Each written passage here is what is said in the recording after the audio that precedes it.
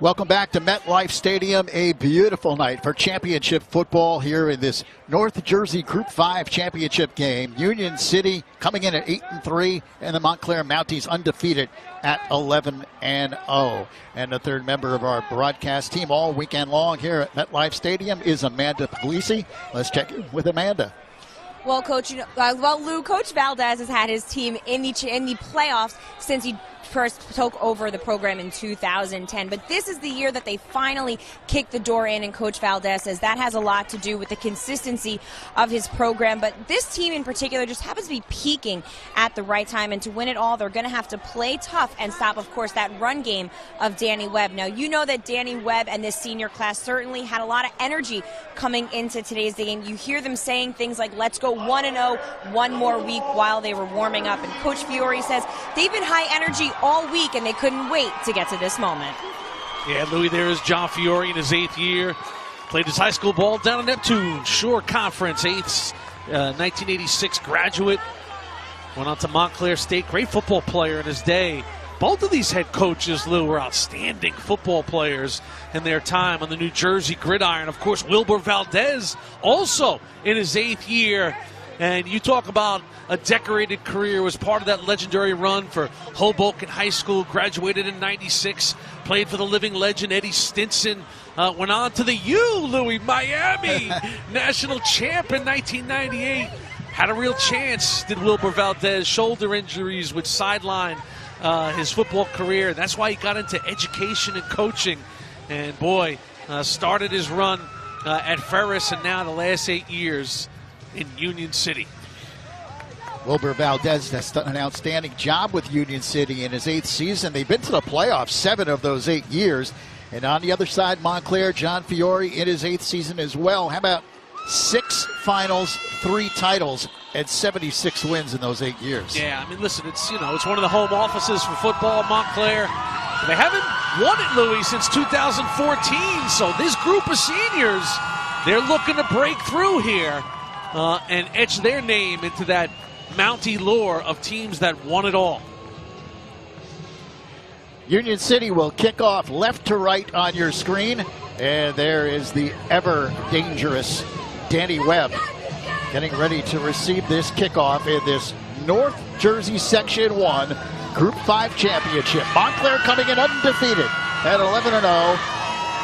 This season, Montclair won 22-7 in their first meeting. The Mounties lead the all-time series 4-2.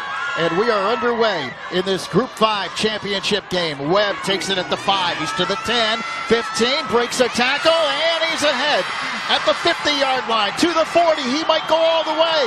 Danny Webb will take it all the way for the touchdown on the opening kickoff of the game.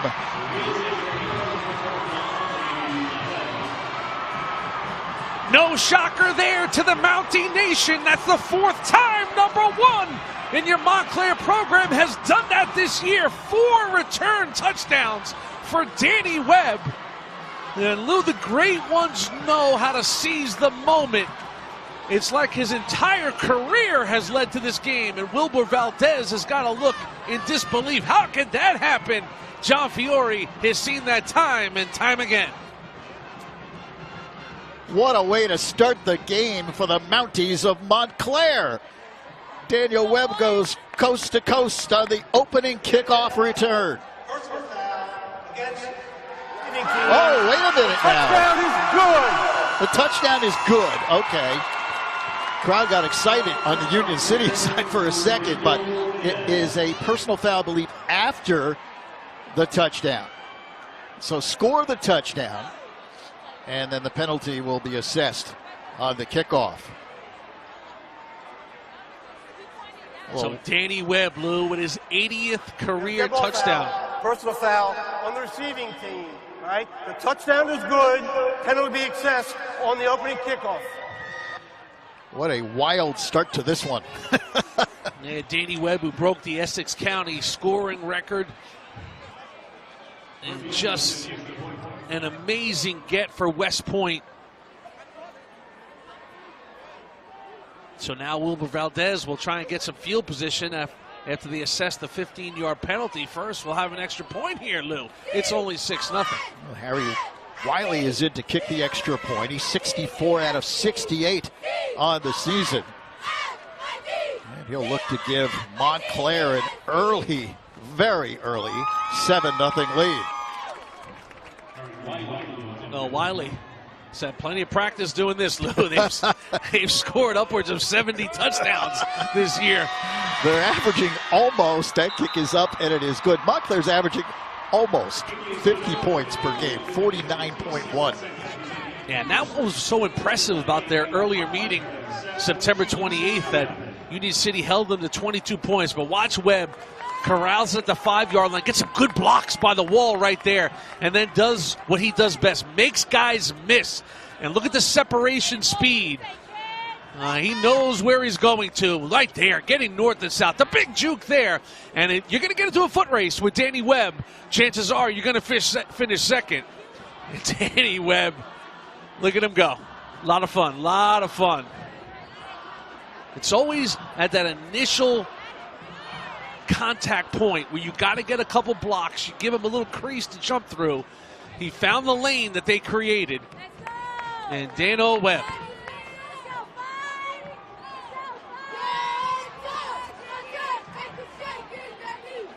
Danny Webb has been on the varsity for 4 years. He scored 8 touchdowns, Lou, as a freshman.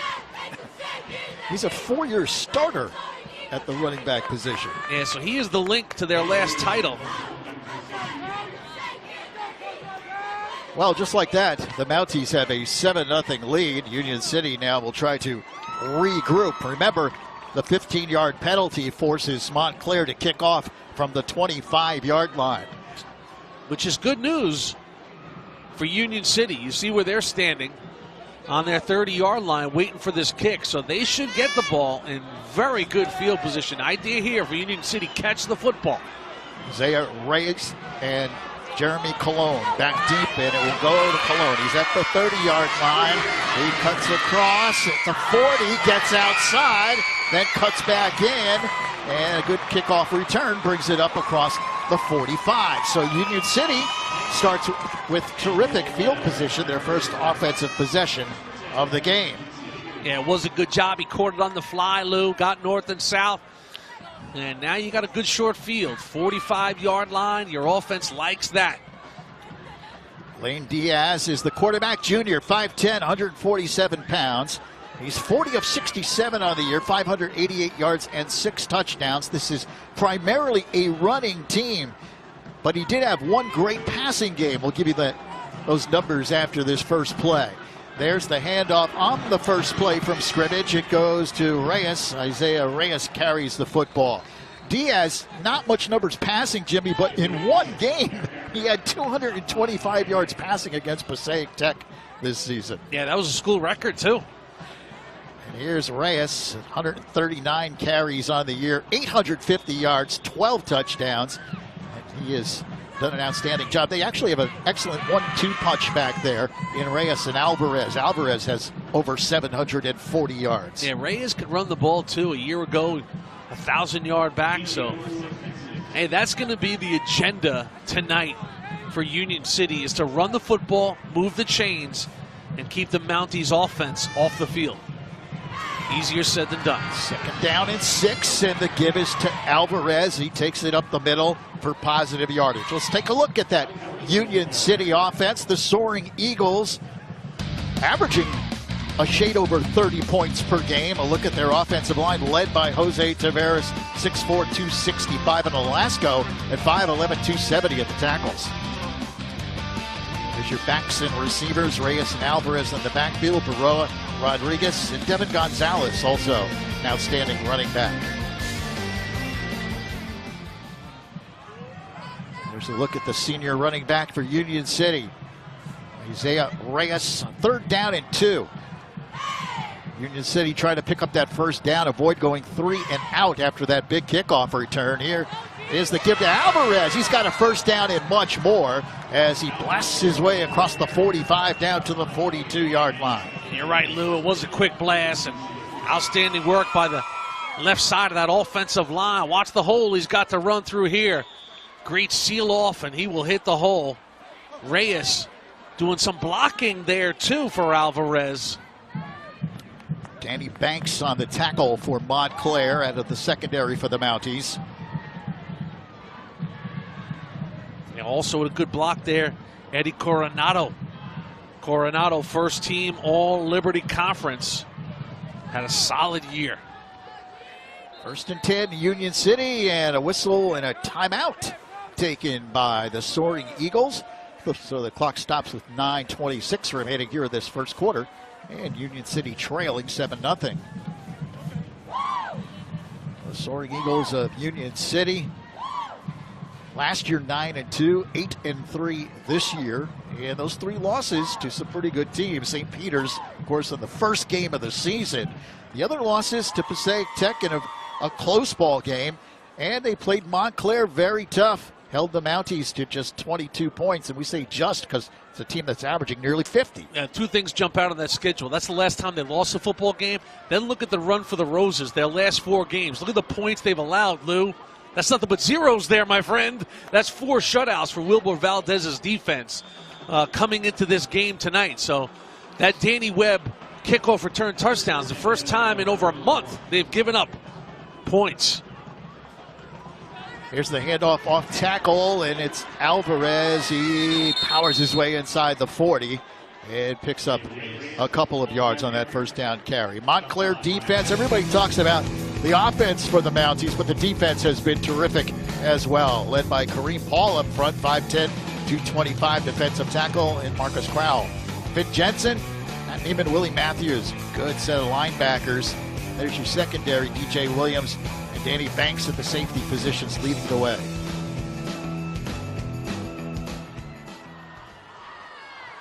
Yeah, big coin. There's big cat Kareem Paul at the point of attack.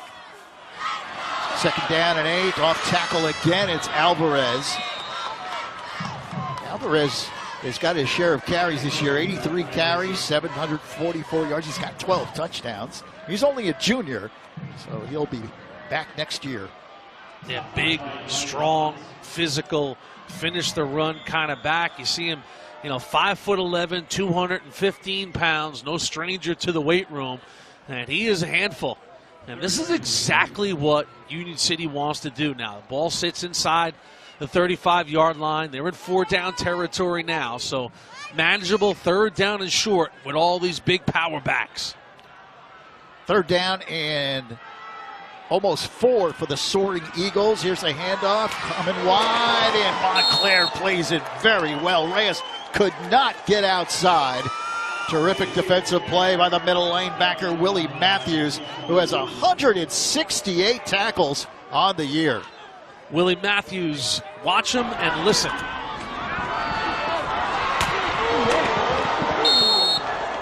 Yeah, what a year for 29, the 3-year starter. He'll be a 4-year starter, Lou, just a junior. He already owns the career mark for tackles at Montclair. Right. Not bad. Also, Jimmy had 24 sacks this year. That's a Montclair record. Is that even possible? 4th down and about 2, and off tackle. Nice run here by Reyes. Hit that hole and spun forward for good yardage. You love the way Alvarez and Reyes work together because Reyes will get the ball here, but you're going to see Alvarez hit the hole as the lead blocker. They kind of mix and match who's the fullback, who's the feature. Look at number 1 right there. That's all you got to do. Get a little hat on hat and gives Reyes a chance to move it forward, move the chains. And they got a good-looking drive going here. Outstanding leg drive by Reyes. Well, Union City comes in a hot football team. They've won 6 straight games.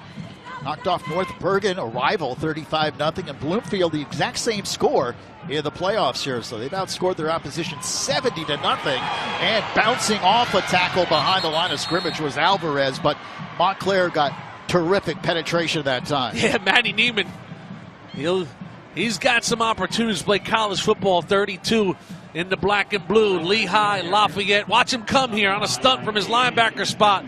Bang! Hello! And then the cavalry is there to catch up. But Neiman, good player. Last year, you know, Neiman didn't win the linebacker job, Lou, so he went to the O-line, came back this year and won it. Well, second down 10 for the Soaring Eagles. Twin receivers go right side to throw over the middle, incomplete. Intended for Reyes, and he was wide open. Diaz a little bit too high on that delivery. Why is it so important to run the football with efficiency? Sets up your play action game. And look at the good fake right here. And oh, Louis just sailed on the junior QB. Because you're right, there was nothing but daylight there. Just over the arm of Reyes. But that'll put this defense on notice. And that's what happens when you're running the ball with efficiency. Those linebackers start to creep up, and their play action game becomes front and center. Third down and 10. Union City trying to keep this drive alive. Again, play action. Heavy pressure. The ball is on the turf. Recovered by the Soaring Eagles, but that Montclair defense causing all kinds of havoc behind the line of scrimmage. Yeah, good poke check there to jar the ball free. Watch it again. Little play action on the rollout. Here comes the pressure. Great looking play coming off the edge by Malik Gray.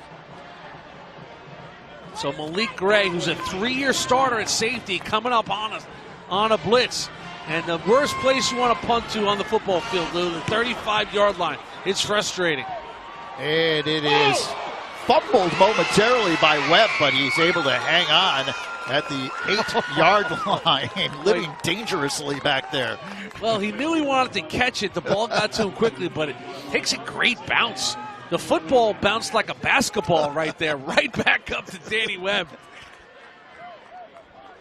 Danny Webb's a cool customer, too. Watch this. Off his hands. Watch this bounce, folks. This is when you know what's going right. Hello. Right back. It's because the ball hit flat on the turf here at MetLife.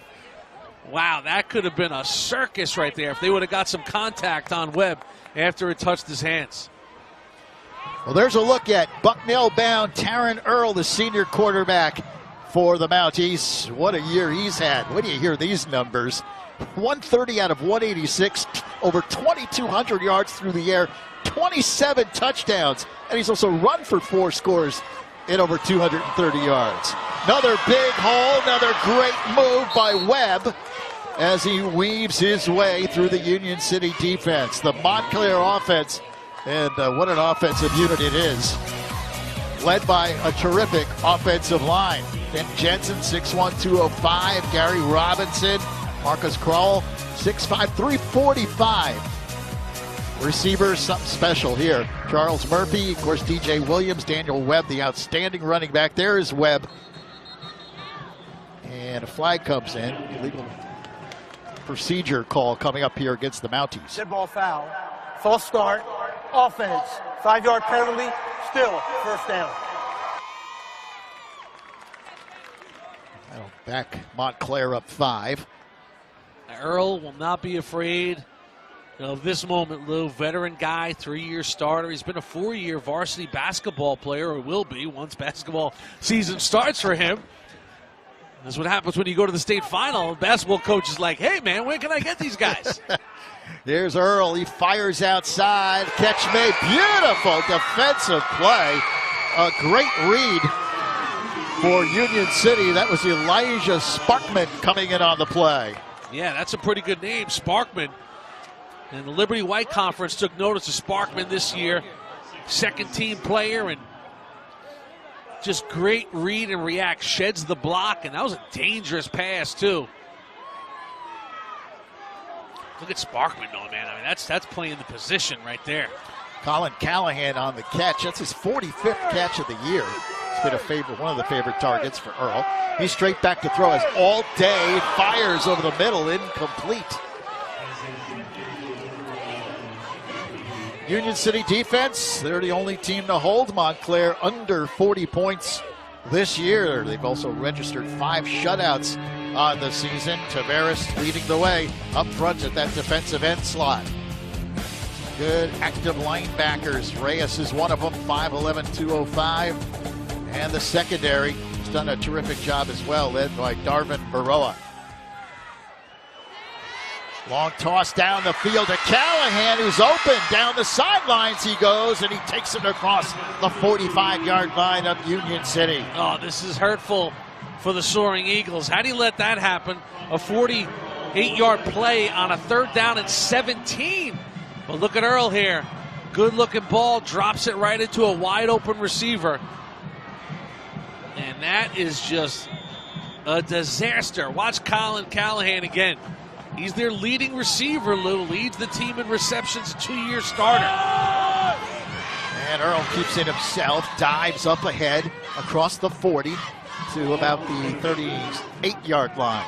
Yeah, I mean, if you're Union City, you were playing a little field position. You punted from the 35. You had them in 3rd and long. You were going to make them punt from deep in their own territory. Now, all of a sudden, at worst, Montclair has flipped the field on them. And this is where the Mounties thrive, Lou. When they get a look at the end zone, good things start to happen with all of these skilled players. 2nd down and 5, 3 minutes, 15 seconds remaining in the first. Earl gets away from a would-be tackler on the run, delivers, it's caught off the deflection.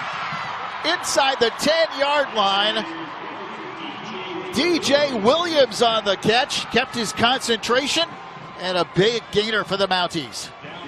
I mean, the play has got 3 levels. First, the escape of Earl. Watch this. How does he get out of this grasp right here? He does. And then he throws what looks like it's going to be a pick. But then it's a deflection and a completion. Oh, my goodness. Everything going right for the Mounties early on. Trip receivers go left side. It's 1st and goal from the 9-yard line. Webb gets the carry, but nowhere to go as he's hit and dropped at the line of scrimmage. Good penetration. It's Camilo Giraldo in on the play. Yeah, Camilo, good action there. Coming on that blitz from his outside linebacker spot, just a junior.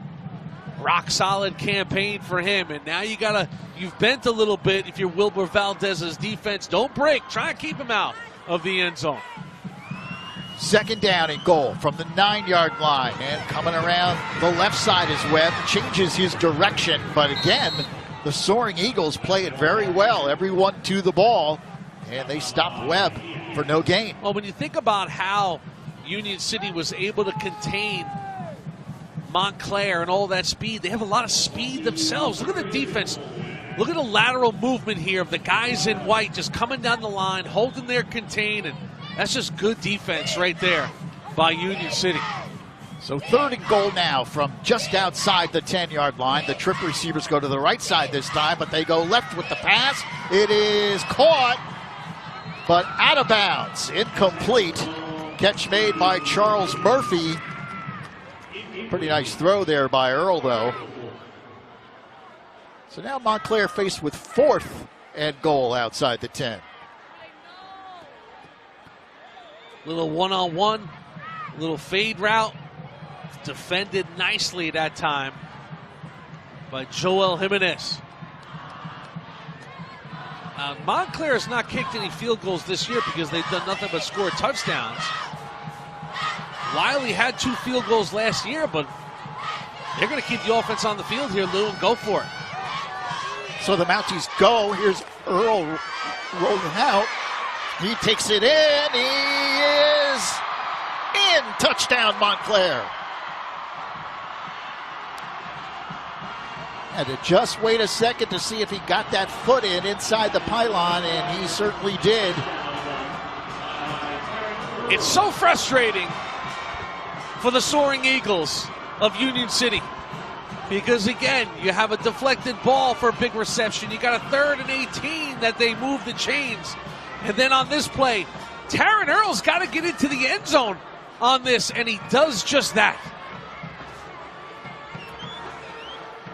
There's a look at the outstanding senior quarterback for the Mounties. Outstanding student as well, as we said, committed to Bucknell in the Patriot League. Wiley in to kick the extra point. Snap good, kick on the way, and it is good. Well, you know Earl can run the football. He's run for over 300 yards this year. But again, he's a veteran guy. He's going to sell the throw as he rolls out. And that's going to keep the defense retreating. And then just look at the speed, the recognition of the pylon again. See, his eyes are downfield, his shoulders are square, and then just a great angle into the end zone. Taryn Earl grew up the quarterback, Lou. That'll make the principal at Montclair High School very happy. You know why, Lou? That's his dad. James Earl is the principal at Montclair, and his son, Taryn Earl, the quarterback. What a ride he has given the Mountie Nation. It's great to have a principal who's also a football guy. James Earl is a former head coach himself. He played college football at Clemson, did Taryn Earl's dad, James. You might have heard of a couple guys he played with at Clemson. They were the Perry brothers, Michael Dean and William, yes, a.k.a. the Refrigerator. And then James Earl went on to the Steelers in the NFL. But Coach Fiore loves to have that football presence in the form of a principal. And Taryn Earl has handled it great, having his dad as the principal. You would virtually never know it. Here's Cologne at the 20-yard line. 25, gets outside and brings it up the sideline. And a good return there for Union City once again. Well, Taryn Earl, certainly a great representative of Montclair High. And outstanding young man both in the classroom and on the field, Amanda. Lou, you and Jimmy were just talking about how his dad was a former high school coach, and Coach Fiore says when you get a son of a coach, he already has so much knowledge of the game, and Earl has been more than just a captain for 2 years. He's really been like another coach on the field, and he has full control of this team. Yeah, he's the star athlete. It has never gotten the better of him either. Just great presence as a student athlete. And Coach Fiore said he's the kind of son everybody wants. It's a great compliment he got from his head coach. He's a widely respected kid in the building. Here's Alvarez, who dives ahead for positive yardage up near the 45. Union City moved the ball pretty nicely on their last drive. They came up empty, of course, but they are down by 2 touchdowns now. They certainly need a positive drive here. Yeah, it's too early to abandon your game plan. You just, listen, move the chains here. You're up at the 44-yard line. Try and get on the scoreboard. Make it a one-possession game. A lot of time, Lou. We're still over 37 minutes of football left in this game. Ticking down towards the 1-minute mark remaining in the first quarter. And tough sledding between the tackles as Reyes is unable to pick up any positive yardage. Yeah, just some good action up front by the big dogs. Marcus Crowell, the senior, 6'5", 285. Outstanding defensive lineman. He's got 7 sacks on the year in the middle of that Montclair defense. Yeah. He's a 1A kid, too. You mentioned the sacks. He's going to be a steal for somebody. They love what he stands for, Marcus. Well, it's 3rd down and almost 6 for the Soaring Eagles. They send twin receivers split left and right, and another timeout taken by Union City here on this key 3rd down play. 18 seconds remaining here in this first quarter, and it's been all Montclair so far. Right from the opening kickoff, Mounties lead at 14-0. Gotta love the hat on Wilbur Valdez as you see him talking to his team. It's the U. I know it's for Union City, but you gotta remember, he's a Hurricane, folks. Of course, played for the University of Miami. Just a great, storied career himself. Played for Butch Davis at Miami.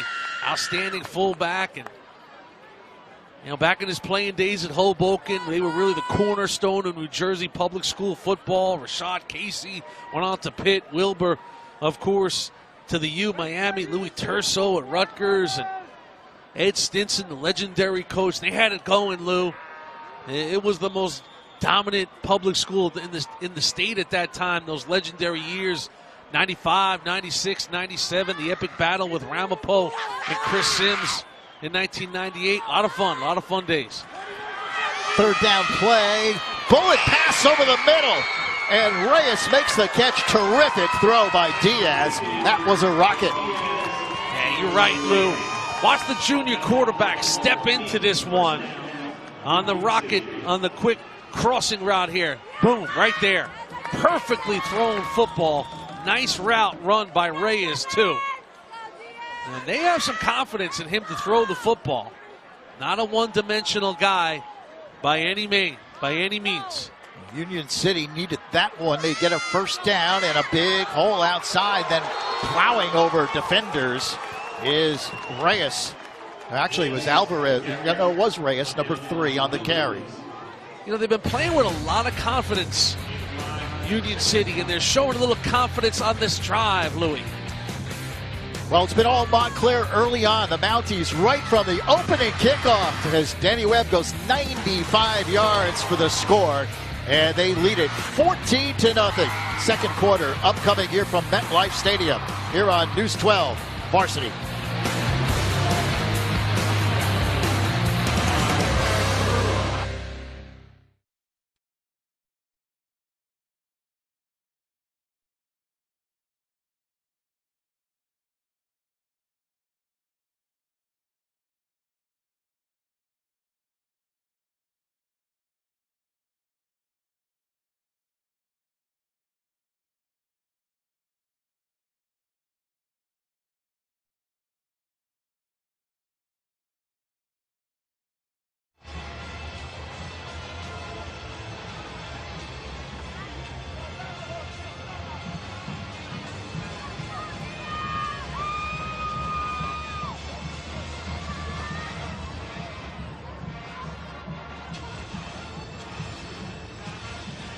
Back at MetLife Stadium, the Union City Marching Band whooping it up. Their team down, though, 14-0. And Jim, earlier this season, these two teams collided in the regular season, and it was one of the stiffest tests so far for the Mounties. It was September 29th. And in the first quarter, Union City would see, who else? Taryn Earl. 30-yard touchdown pass to Josh Crawford. And then a story that's being written in the regular season and now in the postseason. Danny Webb gone. 80-yard touchdown run. It was 14-0. And then on fourth down, there's Earl scrambling, buying some time. Then he finds Charlie Murphy. Touchdown. Murph would hang on. Montclair wins it 22-7. The Mounties have certainly had Union City's number over the last few years. They have beaten Union City 6 of the last 8, and 3 of those victories were playoff wins. So right now they're up 14-0. Union City with a key play here, 3rd down and 3. Again, play action. Diaz wants to throw it, but Montclair not fooled on the play at all. Tremendous pursuit. Matt Neiman and also Finn Jensen on the play for the Mounties. It's the coverage, though, Lou, that sets up the play, because they're going to run a little play action. The fullback's going to leak out downfield, looking maybe for the tight end, too. But when he's not there, the QB's got nowhere to go with the football, and then the backside pursuit is going to catch up to him. So they ran a little play action, and Finn Jensen was the benefactor of that with his guys in the secondary with great coverage downfield. Jensen, first-year starter. They love what he stood for this year. Done a really nice job. Looks like there might be an equipment problem maybe, and now they've sorted it out. Well, 4th down upcoming here, Jim. 4th and 9, and Union City's going to go for it. They're kind of in no man's land. Too close to punt.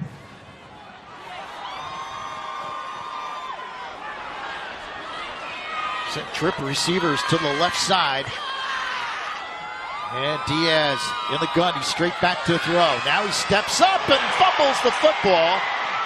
And it looks like it's recovered by Union City, but it doesn't really matter. That was 4th down. So Montclair will take over on downs. Yeah, again, though, it's the pressure that Montclair brings on the play that forces the junior QB to step up in the pocket. And then some good active hands again. Immediately the pocket starts to collapse around him. And then as he steps up, the little strip, good hands right there from everybody at the point of attack. And the defense will turn it back over to the offense. So Montclair has yielded some yardage as Coach Fiore's defense, but they have not let Union City even sniff the end zone. Mounties come up in a spread formation. They said twin receivers left and right, but they hand it off up the middle, and Webb is hit at the line of scrimmage and driven back. Never got a chance to get going as Geraldo, came flying in. Yeah, he's been active so far as Camilo again, and look at him, good speed to the edge and closes out there and playing with a little attitude too. Hey, this guy's just a junior, but showing some leadership here on defense, and defense is going to have to make a statement now. They trail by 14. They need to get the ball back to their offense. On a 2nd and 11, Earl with another brilliant pass to the sideline. Colin Callahan makes the catch. Perfectly dropped in there by Taryn Earl. Yeah, he drops it right in the bucket, Lou. This is why he's thrown for 2,400 yards this year. Look at the location of the football. Can't do it any better than that. And a great job navigating the sidelines to haul that one in by CC, Colin Callahan. So Montclair threatening again. It's 1st and 10 at the 47. This toss comes outside. Callahan makes a nice move and takes it upfield inside the 40-yard line. Yeah, these guys have a little, say, Tom Brady, Wes Welker kind of chemistry. You know, this is his favorite target is Taryn Earl, and he loves to look out there and see where number 11 is. And they set tempo, too. The key to that play there, Lou, is you got to execute it fast. And when you get it out there to him, he can turn it up north and south. Picks up 9 yards on the play. Here's the handoff to Webb, and again, nowhere to go. And again, it's Geraldo who comes in to make the play. So Union City, for the most part, playing the run pretty well here against the talented, electrifying Danny Webb. Well, they know who's going to get the football in those running situations, so Geraldo can key on him. Geraldo has had the extra gear so far in this first half of football, and he's seeing it well. And the give to Webb again. This time he gets around the corner momentarily, but once again, Union City closes in on the play. Well, he'll get enough to move the chains in a 1st down, and Webby, he knew just where he had to go to. Satisfies the 1st down. Fresh set of downs now. Ball spotted at the 34-yard line, 1st and 10. Lawrence Santana on that last tackle for the Soaring Eagles, but it is 1st and 10 for Montclair, just inside the 35-yard line.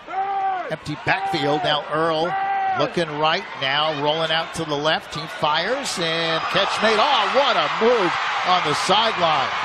Wow, what a move by Tyshawn Williams. Oh, Tyshawn, that was like a 3-dimensional play. The beginning, the middle, and the end. First, the beginning is good coverage.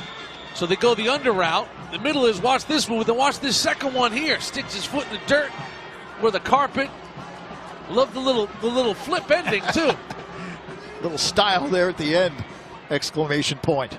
1st and 10, Montclair inside the 20-yard line. Once again, the Mounties are banging on the door. Williams been so great on defense, too, Lou. He's got 6 picks on the year, but, you know, these athletes get him involved offensively, too. And a penalty flag thrown. This could be a delay of game. Let's see. Timeout. Oh, Montclair. They get a timeout before the flag is thrown.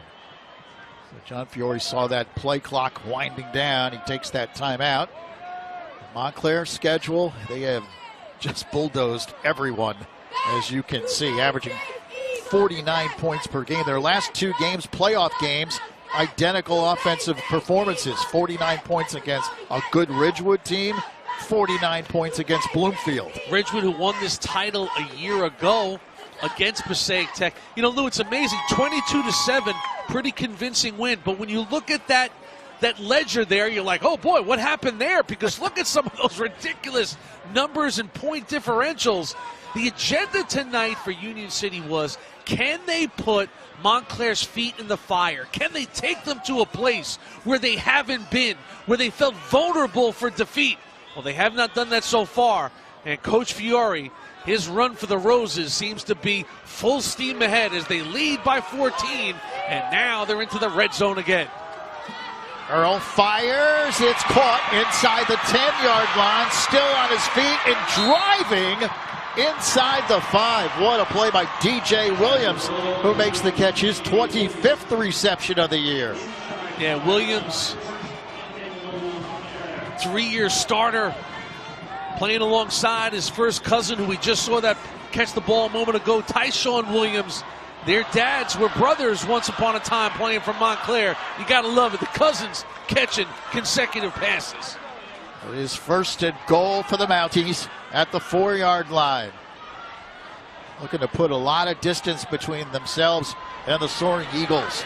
Earl gives to Webb, makes a cut, and dives down near the 2. Danny Webb, over 1,300 yards, 23 touchdowns rushing. He had 342 yards, 342 yards and 4 touchdowns in one game against Seton Hall Prep. Yeah, Kai grew up playing in the East Orange Pop Warner. Then he went over to that legendary Pop Warner program, the Montclair Cobras. They've had some dudes play over there back through the years. Here's Webb, he takes it in untouched. Touchdown, Montclair.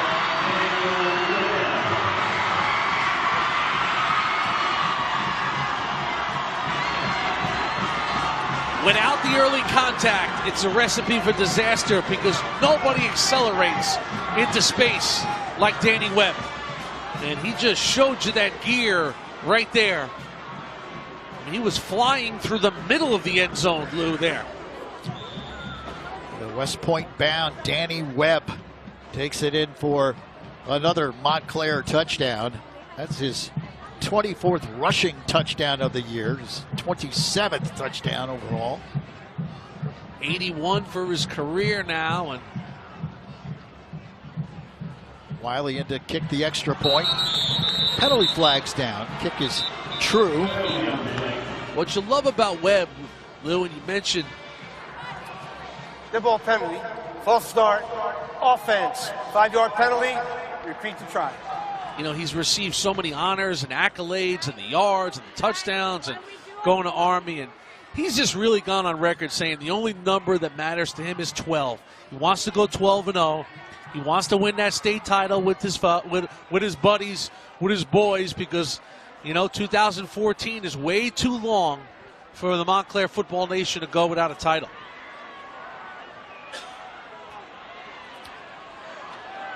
Won that title in 2014, which was 3 in a row, 12, 13, and 14.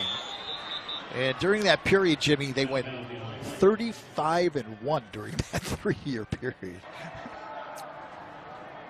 Dead ball foul, encroachment, defense, 5-yard penalty, still the try. So the Mounties get the 5 yards back.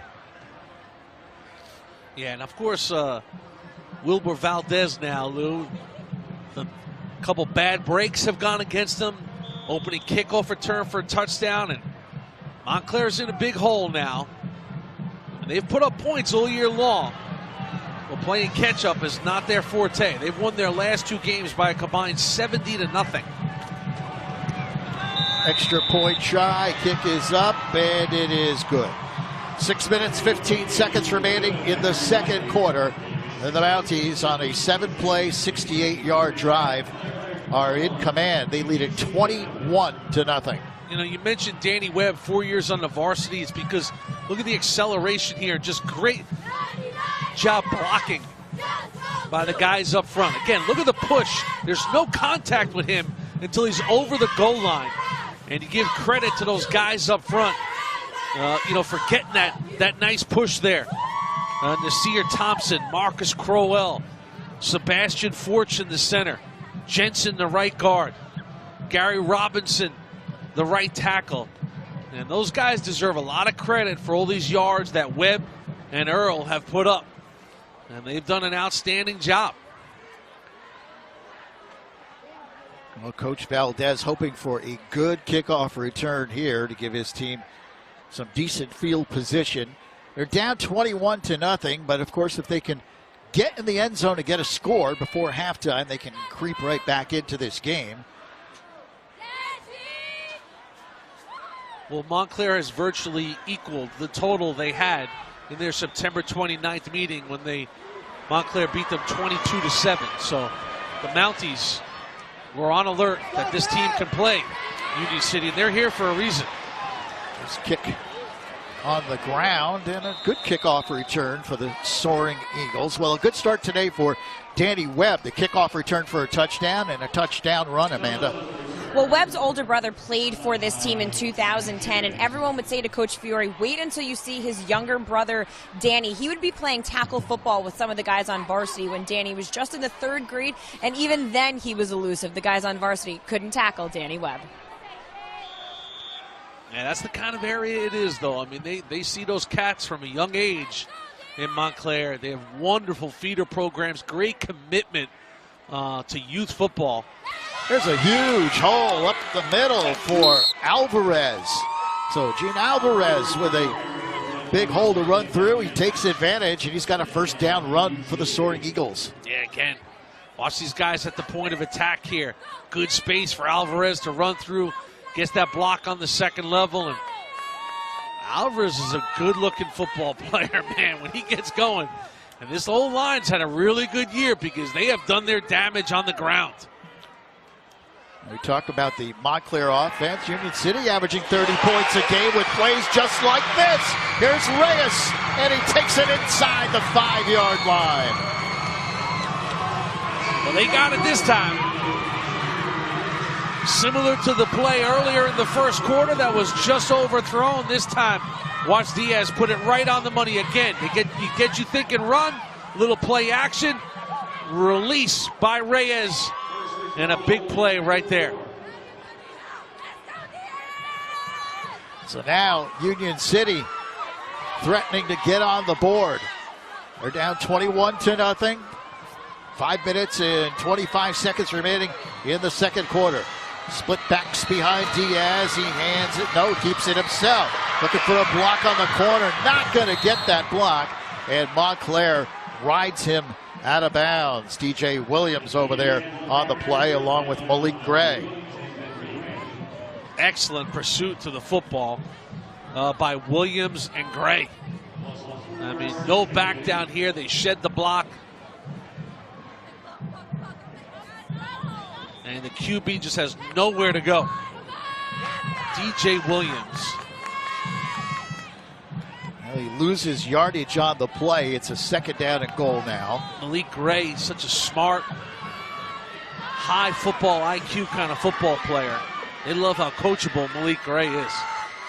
Reyes goes in motion, and there's a lot of motion at the line of scrimmage. This might have been Montclair jumping. Let's see the call.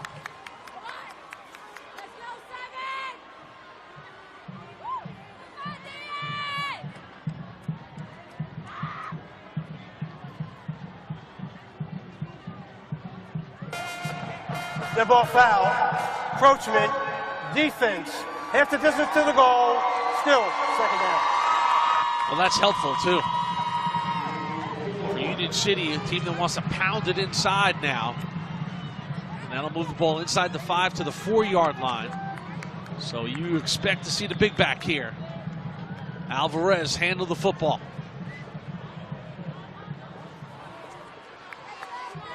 Football at the 4-yard line, second down goal.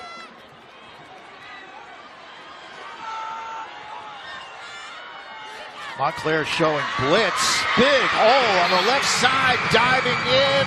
Did they give it to him? That's the question. They might have marked him short as Alvarez dove. His momentum carried him into the end zone, but I think his knee might have hit just outside the goal line. Yeah, he's going to bounce the football right before the line as he goes down. Very close. But probably the right call. So he's about 2 or 3 inches short of the goal line. Big hit by Mike Herring coming up there. Now you can't be any closer. Wait, look at that shot of that football. That thing is leaning on the goal line. And Union City takes a timeout. They utilize their last timeout of this first half. Union City. And of course, Coach Valdez knows how important this next play is, trying to get his team back in the game. Yeah, again, right there, you see the contact there, and that's the only thing that prevents his Herring's hit is the only thing that prevents him from getting in the end zone. That's where the ball is, so when his arm hits there, he's down, and that ball has not broken the plane. So it's a great job by the officials. And this is, Lou, when you look at the location of the football, when they say they're knocking on the door, this is where you're knocking on the door, where you see where this football is in relation to the goal line. Well, of course, this is a huge sequence for Union City. They're down 21-0, and it's imperative for them to knock it in.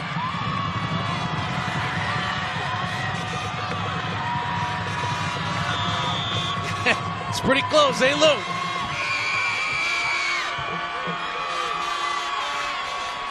Third and goal. Touchdown, Union City. Alvarez through a huge hole on the left side of the offensive line, and the Soaring Eagles are on the board. It's going to take a lot to stop the A train from making his way into the end zone. First team all-conference running back, 210 pounds of fury coming downhill. Geraldo in to kick the extra point. He's only missed once all year, 38 of 39. Montclair jumped offside. And that's a fortuitous penalty for Union City because the kick hit the upright. Dead ball foul. Encroachment. Defense. Half the distance. Retry. So Union City will get another shot at it. It always gives you a little food for thought. The ball goes from the 3 to the 1.5, but you need this 1 point desperately. No gimmies here during the high school championships. These are the NFL goalposts. They do not swap out the goalpost to use the high school width, which is 5 feet wider, Lou, than an NFL goalpost. Dead ball foul. False start. Offense. 5-yard penalty. Still the try. Now this pushes Union City back. Yeah, it's more penal for the kicking team. Yes. They'll get the full 5 yards and not the half the distance back. So, in essence now, this turns into a 24-yard field goal.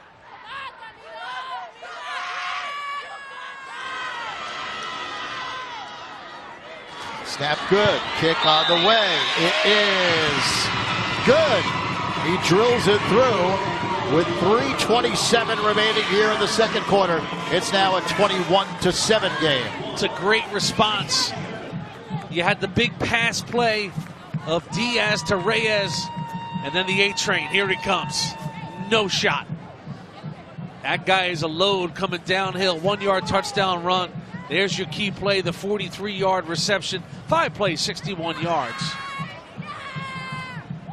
And Union City is on the board. Key play, of course, the 43-yard reception to Reyes. He took it inside the 5-yard line. And for the Union City cheerleaders, finally something to cheer about in the band. They've had a good year, too. I mean, 6-game win streak, all those years losing in the semifinals. I think 6 times, Lou, they lost in the semifinals. And now Coach Valdez has them the place they desperately wanted to be. Although he did say it's not about getting to the finals for our first time ever, it's about winning. Yeah, they were 0 for 6 in the semis in getting to the finals, but Wilbur's really built the program from the ground up. It's a combination of the old Union Hill High School, the Hillers, and the Emerson Bulldogs. Merging in 2009. But neither of those schools had ever won a title as well. So it really would be truly a first championship if they were to somehow come out victorious. Good kick coverage here by the Soaring Eagles. And Montclair will start at the 23. Well, this is just the beginning here tonight at MetLife. The big one coming up next, the non-public Group 4 championship. Second-ranked St. Peter's, top-ranked Bergen Catholic, and of course, that really is, Jimmy, for the overall New Jersey State Championship. Yeah, Lou, we have a meeting every Monday on who's going to be where in the poll. I'll just say this, we don't need a meeting. Whoever wins this game is number one. That's right. No team can back in this year, that's for sure. And they played in October. It was all Bergen Catholic in the final 16 minutes, but St. Peter's is peaking at the right time. They're a different team than they were in the middle of October with the confidence they're playing with. Webb carries the football, and he takes it up near the 30-yard line. So that's coming up next. Should be a tremendous game, and of course, a lot to play for. As we said, the #1 ranking, not only in New Jersey, but in the tri-state. Yeah, hey, listen, been a while for Bergen Catholic. Of course, St. Peter's won it 2014 with Wimbush and Fitzpatrick, but 2004 for Bergen Catholic, Lou. Here's the throw outside, and a big play for the Mounties as they pick up another first down. On the reception there, Josh Crawford. Craw, good job to catch it and turn it upfield. Crawford, 2-year starter, got good potential. He can do a lot of things with Crawford. He can go into the backfield too. There's Earl moving around back there in the backfield. Boy, he's an escape artist. Got away from a couple of would-be tacklers. I think Earl at first was like, let me run it. Then he stopped and he was like, am I over the line of scrimmage? I don't think so. So he backtracked and slung it out there. He's a veteran guy, great leader. A 2-year captain, you know. It's not easy, Lou, to be a junior captain in the game of football. There's a lot of pressure on a coaching staff to make a junior a captain. You got to be a slam dunk candidate. He was. Second down, 10. Earl, couple of quick steps now. He fires over the middle. Oh, another beautiful throw. Colin Callahan on the catch, but Earl zipped it right in there. Lou, give the O-line some credit, though, because you're going to see Earl stand back there and survey the situation. And now they're going to go no huddle on this. But see all the time he has back there to take a look downfield and then perfectly thrown football to a contested receiver who goes and gets it. That's just what Callahan does. And the give is to Webb, who breaks tackles into the secondary. Still breaking tackles. He takes it in, but there's a penalty flag down behind the line of scrimmage. But you won't see a better run than that. Wow. It's not going to count for Montclair. Holding offense. 10 yards from the spot of the foul. Repeat. Second down. Doesn't count, but still spectacular. He's just so much fun, you know, his quickness. He's got deceptive strength, does Danny Webb. You can see he's a powerfully built guy. You know, he had a lot of different opportunities outside of Army. And he chose Army. Here's Webb again, and again a terrific run at the 30. Puts it back inside the 20. That's why Illinois, Central Michigan, Kent State, just unbelievably great feet and vision. You can see he's always got his eyes downfield, and he's got patience and acceleration. You get yourself in a hole with a penalty, and he gets you out of the hole. Earl rolling out left side, fires end zone, touchdown Montclair. Colin Callahan on the reception. That's his guy, right?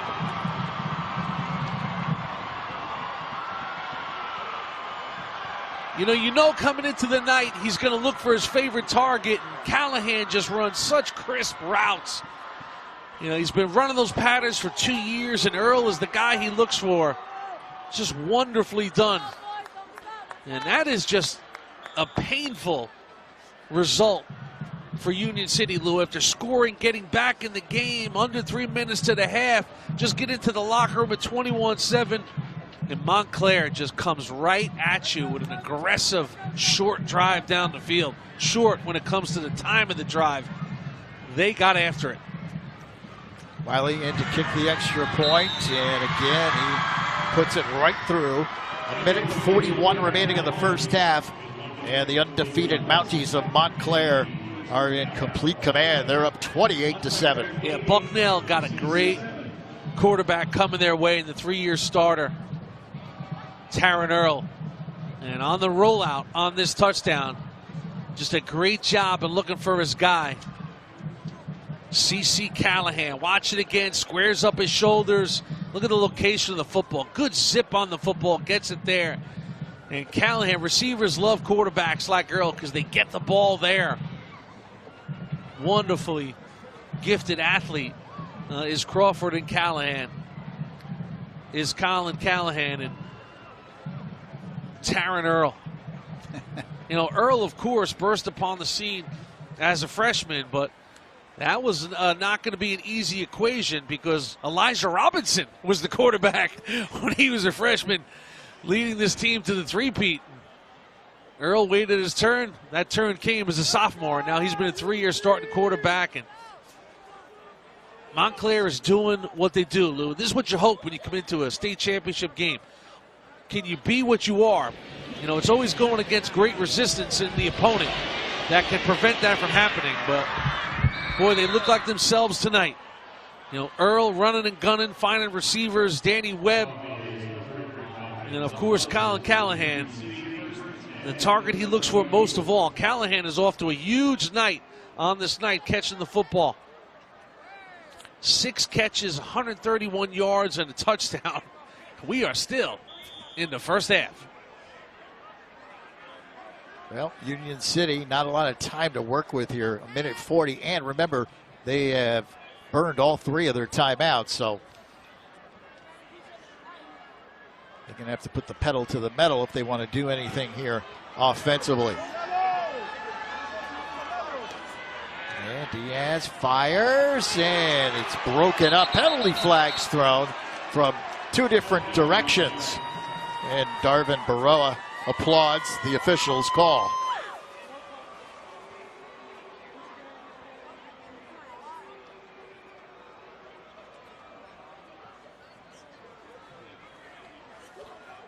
And the officials talking it over.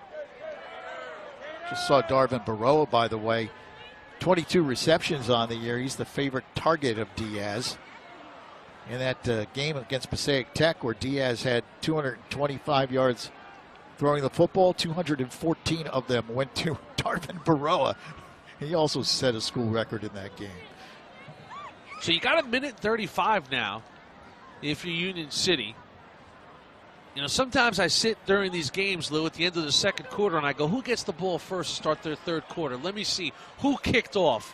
And then you remember Danny Webb went 95 yards with the opening kickoff. So Union City will get the ball first. On the defense.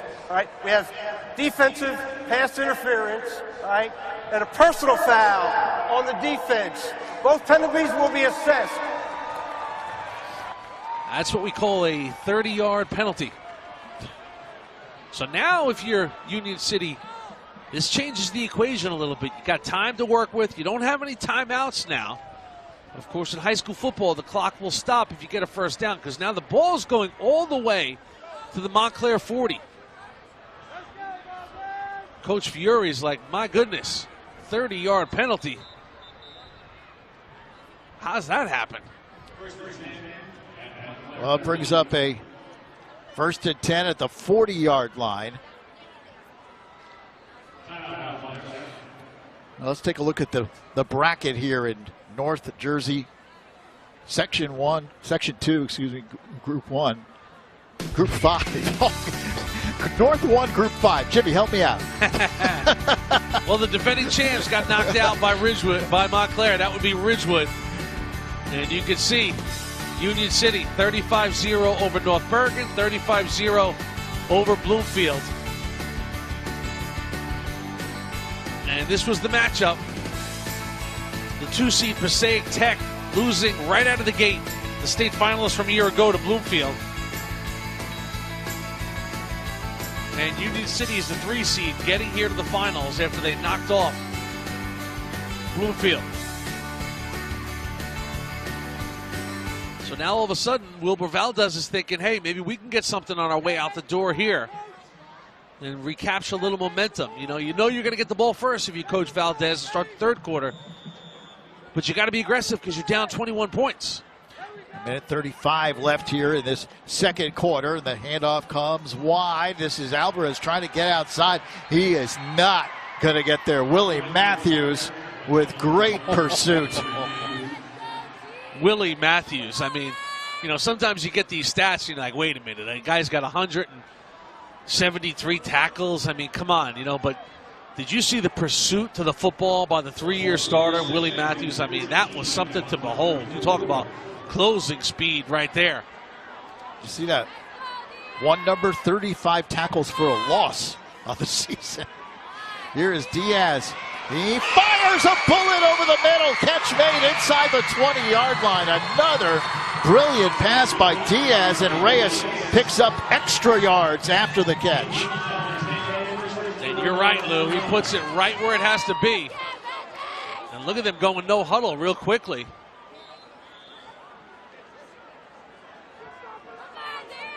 And they stop the clock with 52 seconds remaining here in this second quarter. Yeah, watch Diaz here on this one. Sets his feet, fires the bullet, but you got to like the athleticism of Reyes. I mean, great will to stay on his feet, runs through the first tackle, keeps his balance here. The spinorama, breaks the second tackle. And just like that, you get the big penalty, the double down penalty, big pass play, and now you're second down and goal inside the 10-yard line. And a timeout called by Montclair, so the Mounties want to talk it over defensively as Coach Fiore tries to keep Union City out of the end zone here. No, you think about it. They score here, you make it 28-14, you get the ball first. Third quarter, you score again. All of a sudden, you could be in a 28-21 game.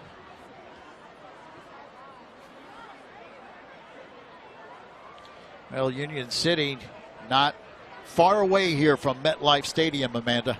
And that certainly has been a motivating factor for this Union City team. It's a pretty unique situation, and they've lost in the semifinals on their own home turf for quite a few years, so it's always been an extra factor for them where they've seen other teams celebrating on their home field with MetLife just in the background. So for them to be here tonight, it's pretty special. Well, the Soaring Eagles trying to get into the end zone here in the next 52 seconds and make it a game. Two setbacks behind Diaz, and he rolls out, now fires end zone, and it's nearly intercepted, then nearly caught off the deflection intended for Rodriguez. That's one he's glad he got back, because Tyshawn Williams has 6 picks on the year. And you can see Tyshawn, he can't believe he doesn't have number 7 right here. Just came off his hands a little bit, jumped into the passing lane. So now it brings up third down, 4 down territory here for Union City. The ball hawking Tyshawn Williams. He came out of nowhere right there. So it's a third down and goal from the 9-yard line. Diaz fires, and again it's nearly picked off. And again it was Tyshawn Williams. Man, it's a smart football play here. He knows he's not going to get there early enough to pick it off, but with the contact, he's able to jar the ball loose here. He knows if he puts a good lick on him here, boom. So it brings up 4th down now, and Tyshawn continues to impress.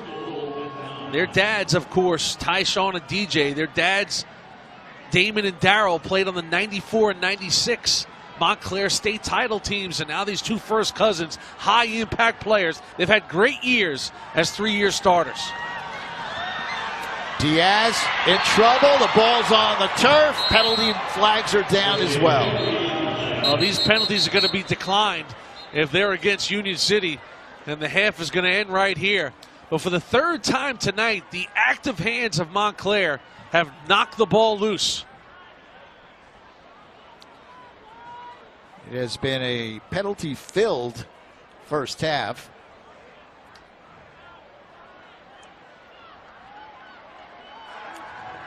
Two fouls on the offense. We have holding, that's declined. We have illegal formation, that penalty is declined.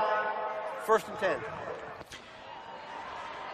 So the penalty is against the Soaring Eagles, and that drive comes up empty, and that hurts. Union City desperately needed to get on the board there. Instead, they're down by 3 scores, and that's probably how it will be going into the locker room. You love Montclair's defense right there, Lou, because great defenses almost have a way of being insulted that you even are thinking about scoring on them. And when Union City got inside the 10-yard line, you could see the ferocity of Montclair, their level raise. And they were quicker to the football, a couple of big hits. Tyshawn Williams and for Coach Fiore, that's a big stand right there to keep Union City, who was surging towards the end zone right there, off the scoreboard and get into the locker room here at 28-7, which is a comfortable lead for the Mounties of Montclair. Wonderful defensive football right there on all levels.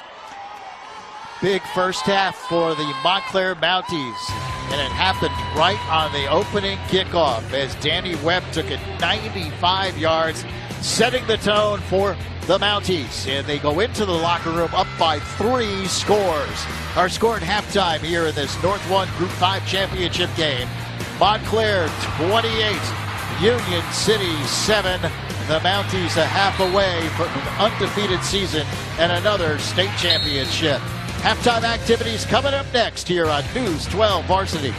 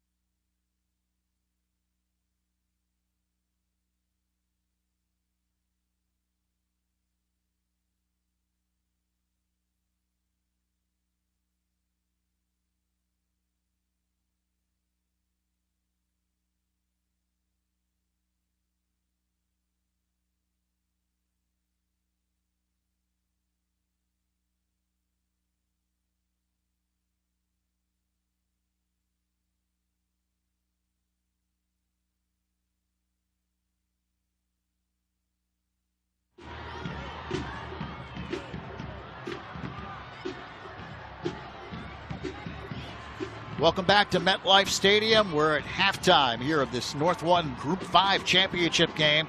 Montclair leading Union City 28-7. A lot of tremendous plays in this first half, and of course great plays throughout the tri-state area all last week. Let's take a look at the plays of the week.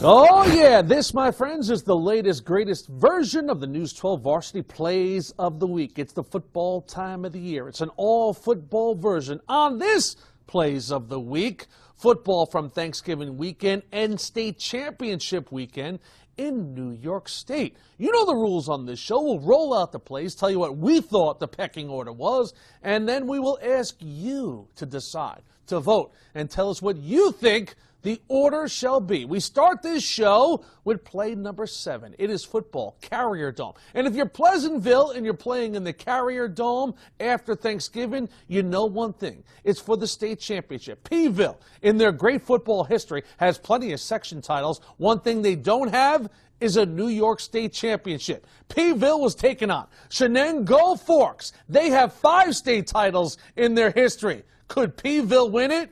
Yes, they could. Play number 7. Here we go. Charlie McPhee. What a ride for the Super Chuck. Watch Charlie McPhee. You think you're taking him down? Think again. Charlie McPhee, 26 yards into the end zone.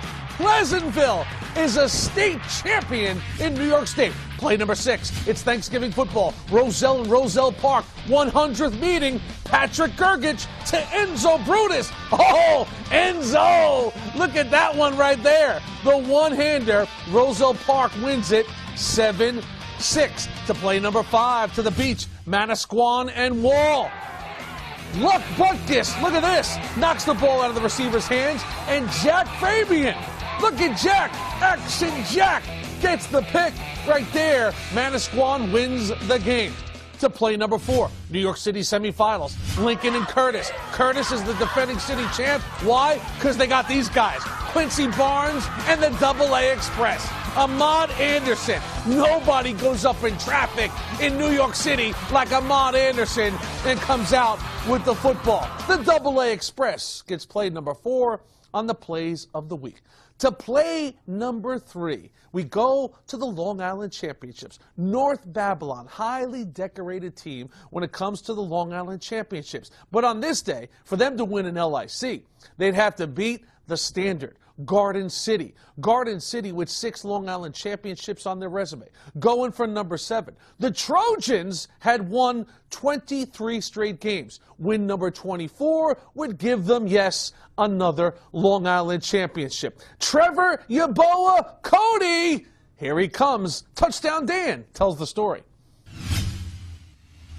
Heard a lot about it. Talarico does throw. Looking for Blue. Intercepted by Yaboa Cody. Back at the 10. Trevor Yaboa Cody. Up the middle. Now he's got some room. To midfield. He's going to go straight to the house. Back from the 10-yard line. A 90-yard pick 6. Yaboa Cody is a glider, man. 92 yards. Garden City, 24th straight win. They are a Long Island champion once again. Okay, so that was the Long Island Championship taking place in Nassau County on Friday night. We go to Sunday night now at Stony Brook University. This is Class 1. This is the big boys, the heavy hitters. Lindenhurst out of Suffolk County. They had never won a Long Island championship. Taking on Oceanside, the Sailors, out of Nassau County. Oh, by the way, they had never won a Long Island championship. Something would have to give. On the Garden City North Babylon, we had Dan Savarino, Touchdown Dan on the call. On this call, the News 12 varsity commentator, most commonly referred to as the George Clooney of News 12 Varsity? Hands alone now. Again, a little play action. Time to survey the field. Hands alone. Going to be sacked. Runs out of it. Now he steps up and throws the ball into traffic. Oh, spectacular! The Buckeye! Jeremy Ruckert goes up and holds it in. A lot of fun, Lindenhurst, congratulations to the Bulldog Nation. They win their first ever Long Island Championship. So that brings us to play number 1. And anybody who has watched Trill Williams for the Crusaders of Stepinac in the last couple weeks knows Williams is a man on a mission. In his last 2 games, the AAA Catholic Championship against St. Anthony's, and now the overall New York State Catholic Championship game against Canisius from Buffalo, 7 touchdowns for Trill Williams. One crazier, greater than the other. But there was one that caught the attention of not only Eddie G, who puts the pecking order together for News 12 Varsity, but apparently SportsCenter. It was the #1 play of the week on Saturday night. So if it's good enough to be #1 on SportsCenter, I guess it's good enough to be #1 right here. On the call, Kevin Devaney. Watch this. 4 receivers wide. And he's looking down the field. Middle of the field, throws it up for Trill Williams. He trips. He still catches it! Touchdown, Stepanek! Oh, you gotta love Trill. Look at the concentration, the extension. Trill Williams and Stepanek, your New York State Catholic champs. That was amazing, and America would see it on Saturday night. That's why they call him Trill the Thrill. Okay, so what do you think the top play should be? Was it #1, 1 in a trillion? Was it #2, Nick to Ruck, and it stuck? Oh, I like that. Was it #3, TYK goes all the way? TYK goes all the way. TYK goes all the way. All right, I got to stop that. #4, double A beats double coverage. Double A beats double coverage. Double A Express. Ahmad Anderson. I like it. #5, Jack the Ripper. #6, Enzo. I'm Enzo the Baker. Enzo in the end zone. Or #7, for the Peeville Nation, I expect to be heard. Charlie McPhee with the TD. And Pleasantville is a state champion. So there we go. The champions have been crowned in New York State. The only question, what do you think was the #1 play? Hey, you know the rules. You want to get on this show? It's pretty simple. Just make the plays.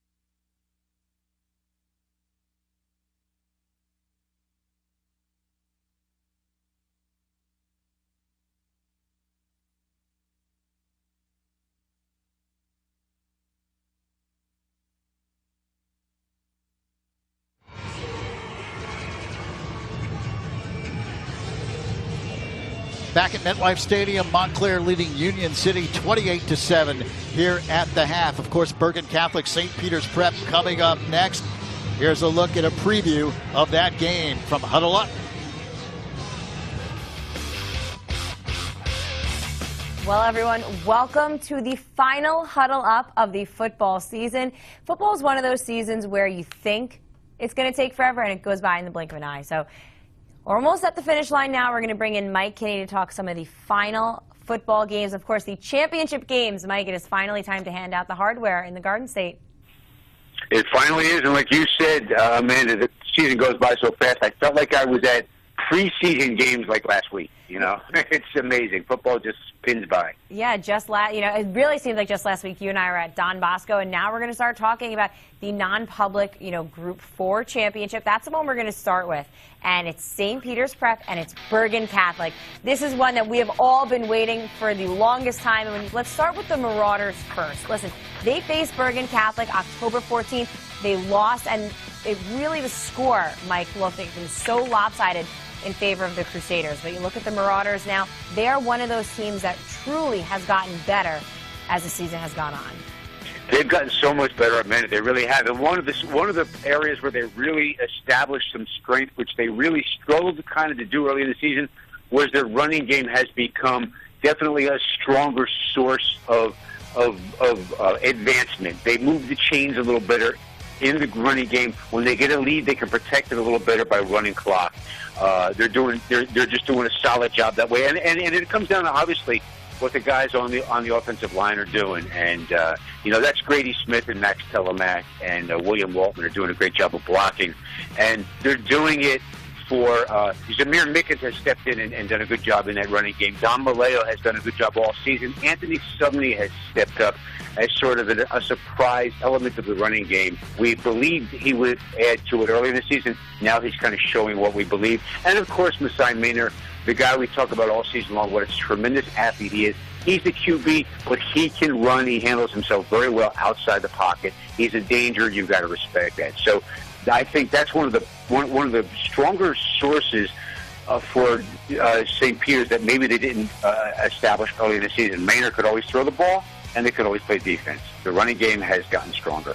Yeah, when you look at the road that St. Peter's took to get there, they beat Don Bosco 41-18. A very similar score in Paramus Catholic in the semifinal, 42-19. So St. Peter's Prep certainly a dangerous team coming into this. But now let's talk about Bergen Catholic. And Mike, all season long, we've been talking about Bergen Catholic, how they are a complete team. But when I spoke to Coach Nunzio Campanelli, he used a different phrase. I'm going to steal it from him. He said that they play complementary football. They have won so many different games. Sometimes it's the offense, sometimes it's the defense, sometimes it's even the special team that wins games for Bergen Catholic, but really they play a nice style of complementary football. That's really so true. We talk so much about Johnny Langan, the quarterback, obviously, going to Boston College. His ability to be so clutch and make great plays at the end of a game. But you're so right. Often, leading up to the point where he makes a big throw is a big interception that a big sack that Ianis DeCosmo has had, a big sack that John High has made, a big fumble recovery that Jordan Morant has forced, and Javante Jean-Baptiste has returned for a touchdown. You're right. Or a big run by Ramir Johnson, or a big run by Josh McKenzie. Dylan Classy, so many big catches, but you can't forget Michael Feaster if you're covering their receivers out there either. There's so many guys, and you're right, they play complementary football. One of the things you look at for a team that plays such good complementary football is the respect they had for one another, the admiration they have for one another as players. So key to football, Amanda, is what you do, how much you trust the guys behind you, the guys to the side of you. And I always get the sense that Bergen Catholic has ultimate faith in the guys who play alongside them. And what happens then is that you don't ever overextend yourself. You play your role, you read your key, you make your play, you trust everybody else is going to do that. You don't see Bergen in those situations getting caught very much on the other's opposite side of the field. You don't see them getting caught on the weak side too much because they sit and play their position. They trust the other guys to do the same thing. That's complementary football. He's so right. Friday night, News 12 Varsity on Channel 61. I cannot wait for this game, Mike. But before we get to the game, I need your pick. Who do you think is going to win this one? Bergen Catholic, what we do forget sometimes about this game, that score was so big the last time when they played St. Peter's. Such a big score, 41-14. But it was a closer game than we think of. In the third quarter, it was only 21-14. And St. Peter's was moving with the ball. When that fumble, when Morant forced that fumble that Jean-Baptiste returned 45 yards to make it 28-14, then they pulled away. Bergen Catholic's such a good second-half team. I love how much better St. Peter's has gotten, but Bergen Catholic has also improved. They have also expanded their game. I don't see them losing. They've been number one for a number of weeks. I think Bergen Catholic is going to take it all, win the championship, their first since 2004, remain at the number one position. I believe it's the Crusaders' year.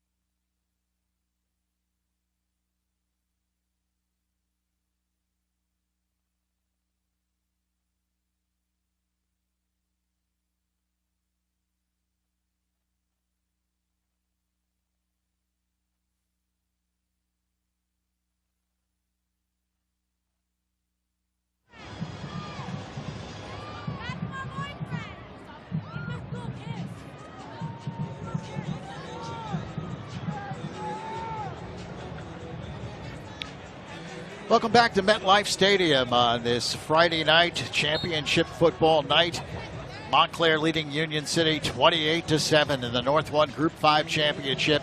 Lou Brogno along with Jimmy Cavallo and Jim all Montclair in that first half right from the get-go on the opening kickoff. Yeah, I mean, Danny Webb goes 95 yards to open up the game. They've thrown the ball well. 200 yards for Earl. He's made the big throws when he's had to. I mean, a few penalties along the way from Montclair gave Union City some life. But the big conversion that Union City did not get was converting when they had the 1st and goal inside the 10-yard line to close out the half. 28-14 would feel a whole heck of a lot better for Union City because they will get the ball first here in this third quarter.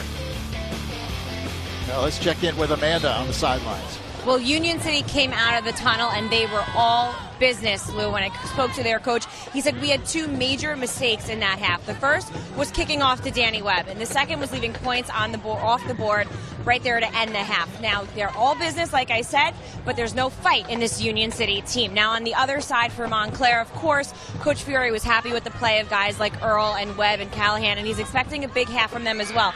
But defensively, the biggest change for them is going to be finding a way to stop number 3 in white. Well, that man, John Fiore, is just one half of football away from another state title here at Montclair. And for the Mounties, it would be their 9th title overall, and they would finish an undefeated season as well. Right now, they're in pretty good shape. They're up by 3 touchdowns, but there's a long way to go. And remember, this Union City offense is explosive. They average 30 points per game. And Jimmy, over their last 4 games, they've outscored their opposition 162-0. So they've been playing at a very high level. And Reyes looked very good and explosive in the first half. I mean, he made some plays, only 7 points to show for it, but you could tell he's chomping at the bit to get it going here. Union City's had way too good of a final 6 weeks of the season to go out big. They're going to show a lot of fight here, Lou, in this third quarter, try and get back into this game. Colon and Reyes back deep. It will be Colon inside the 10-yard line. 15. He's to the 20, finds a seam, and then is banged down hard at the 27-yard line. Great tackle on the specials by Aziz Henderson for Montclair. Henderson The senior. Textbook tackle. So the Soaring Eagles, 1st and 10 at their own 27. Wayne Diaz comes out. He's had a very good year, as we said. Good stats coming into this game. Almost 600 yards through the air. And he really directs this offense very efficiently. Here's a handoff. Good seam. And blasting through that seam is Alvarez, who had a good first half as well. Yeah, you can see why Alvarez has run for big yards this year. He knows how to hit the hole with that big body. He got some good blocks up front. He picked up almost 6 on that carry. So 2nd down and a long 4 upcoming.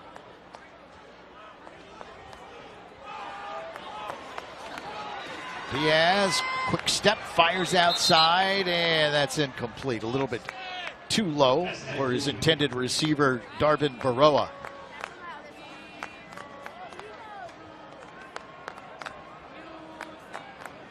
So it brings up a 3rd down and 4.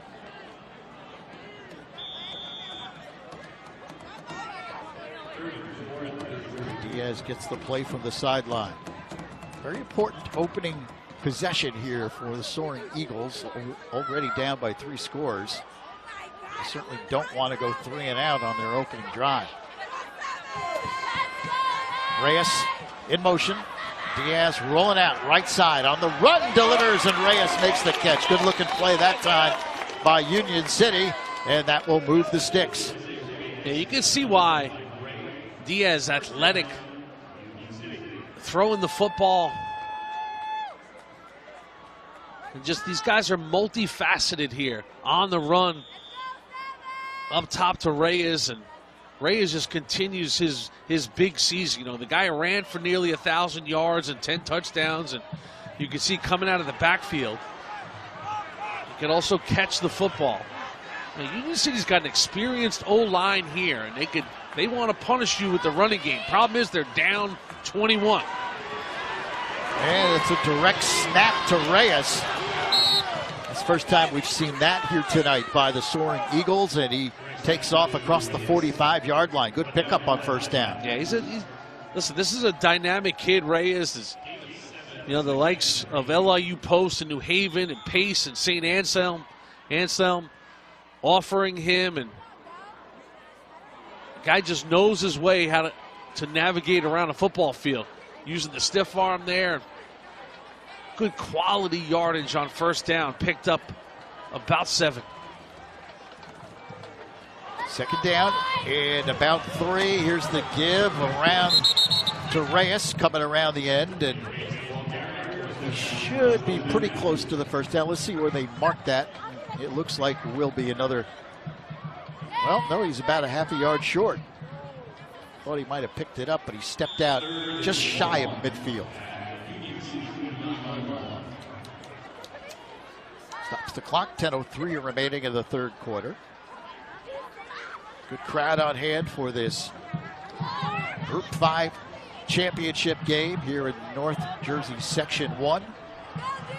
Yeah, Elijah Ionoa, the senior center, provide a good push for protection all year, but protection will break down here, Louis. Diaz had no chance, and he's nailed behind the line of scrimmage. He loses a big chunk of yardage. It'll bring up a 4th and 9. It was Jensen. Watch Finn Jensen here. The finisher.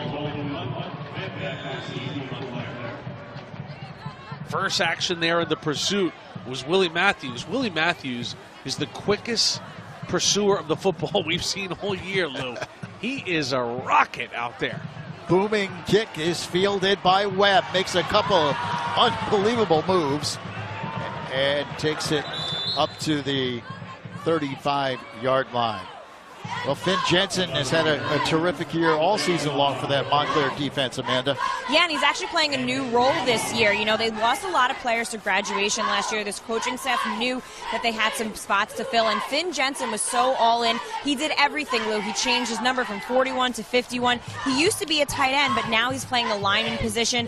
And he said to the coaching staff, I know that you need me at the line position. If I can do that, if I can go there and I can be successful, I think this team has a shot at winning the state championship. Well, the Mounties take over 1st and 10 at the 34-yard line. And that's what you do as a senior, man. You sell out for the cause. Trip receivers to the right side. Union City doing a lot of moving around defensively, showing blitz, and here they come.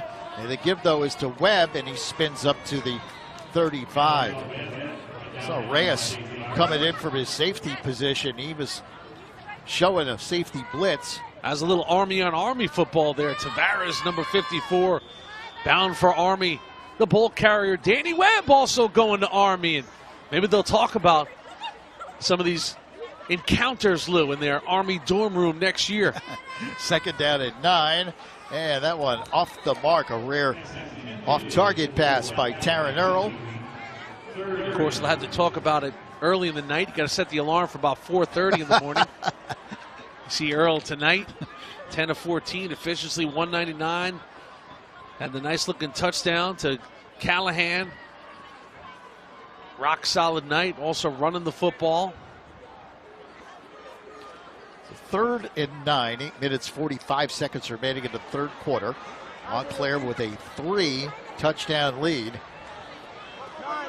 Callahan goes in motion. Earl, couple of quick steps. Now he's going to take off. Taryn Earl's got the 1st down, and he hops out of bounds across the 45-yard line.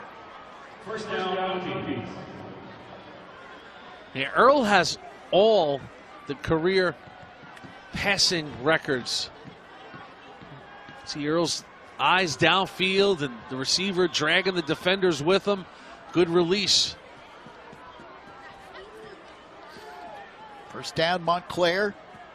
Mounties at their own 47-yard line.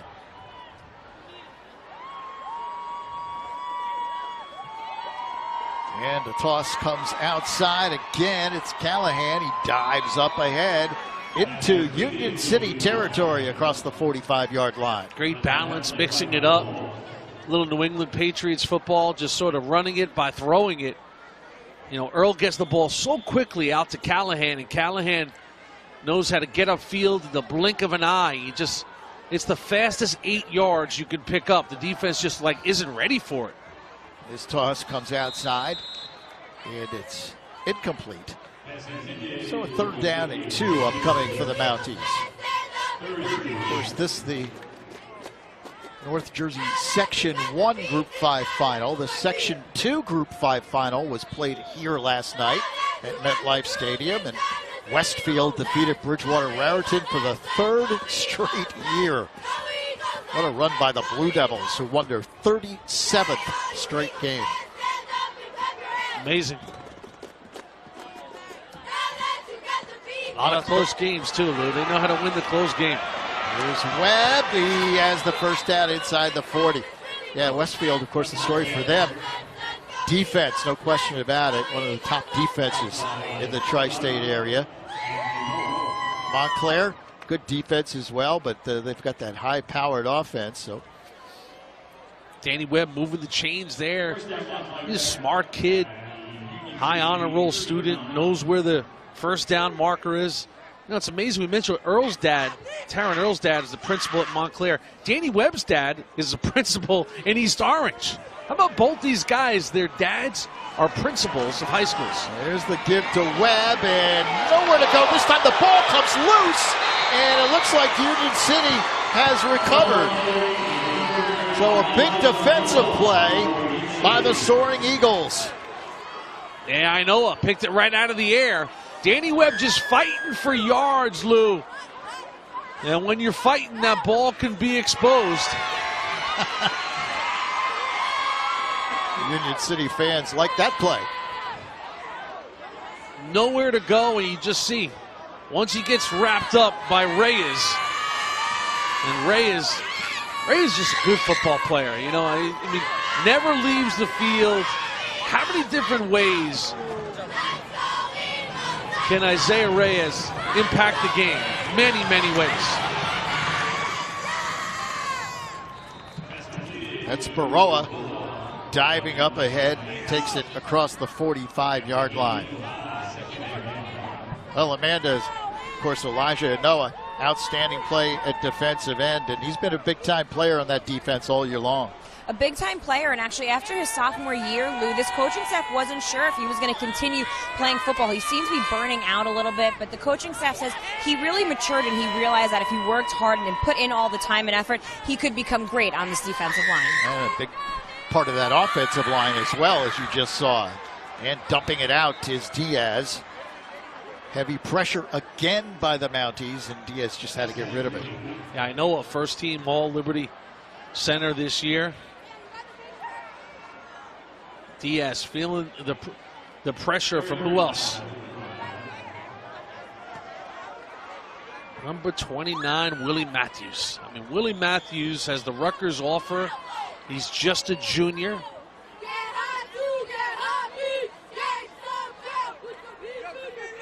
He checks out what should be called defensively here over the Montclair sideline.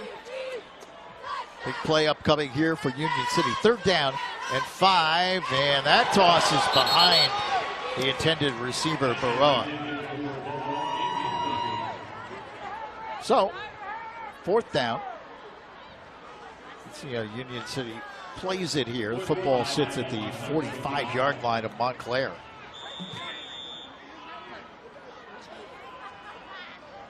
Just a little behind him, so we'll bring up a 4th down now. Decision time, they'll go for it with the ball on the 45-yard line. Down by 21 points. 6 minutes, 49 seconds left in the 3rd quarter. And Union City faced with a 4th and 5. Diaz rolling out, right side on the run, delivers incomplete. A lot of blue jerseys down there, coverage rock solid by the Mounties. Yeah, you saw Danny Banks getting his boys lined up right before the snap. Problem for Union City here, Lou, is they're predictable throwing the football there. So Montclair is going to sit back in coverage, and you know the pursuit of that front of Montclair going to make the quarterback have to get rid of the football. A lot of black jerseys around the ball and around the quarterback. And most importantly for Montclair, their defense got off the field, Lou. 1st down now for the offense.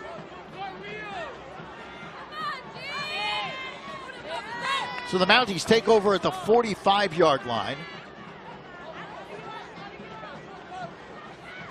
See the play selection there. 16 passing plays, 16 rushing. Here's Webb, who is brought down after a short pickup. That was an interesting play. He was on his way, and then all of a sudden one of the Union City defenders got a hold of his jersey and spun him down. You know, he kind of fell awkwardly, too, and now Danny Webb is down. It was Reyes who got him holding the jersey, and the strength of Reyes just to hold on, but Webb got kind of screwed into the ground. And this is not a good sight to see Danny Webb down on the turf here at MetLife.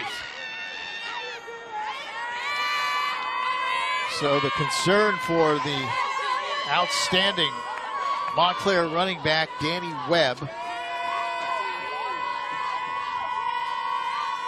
Coach Fiore came out to take a look and now heads back to the sideline.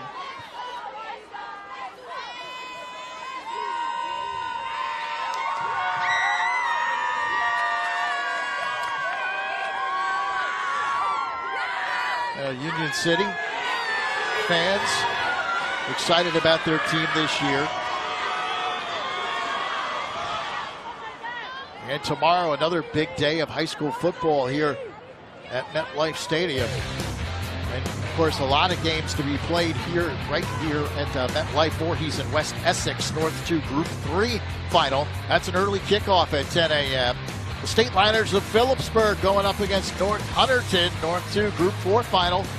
4 o'clock, Jimmy and I will be back for Riverdale Ramapo. Really looking forward to that game. Should be a terrific contest. Yeah, Riverdale had a 3-game losing streak in the state final last year, then broke through.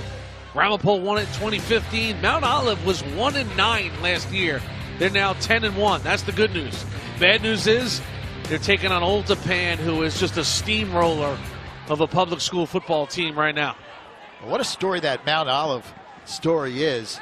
You mentioned 1-9 last year. That senior class, big defensive play, ball loose.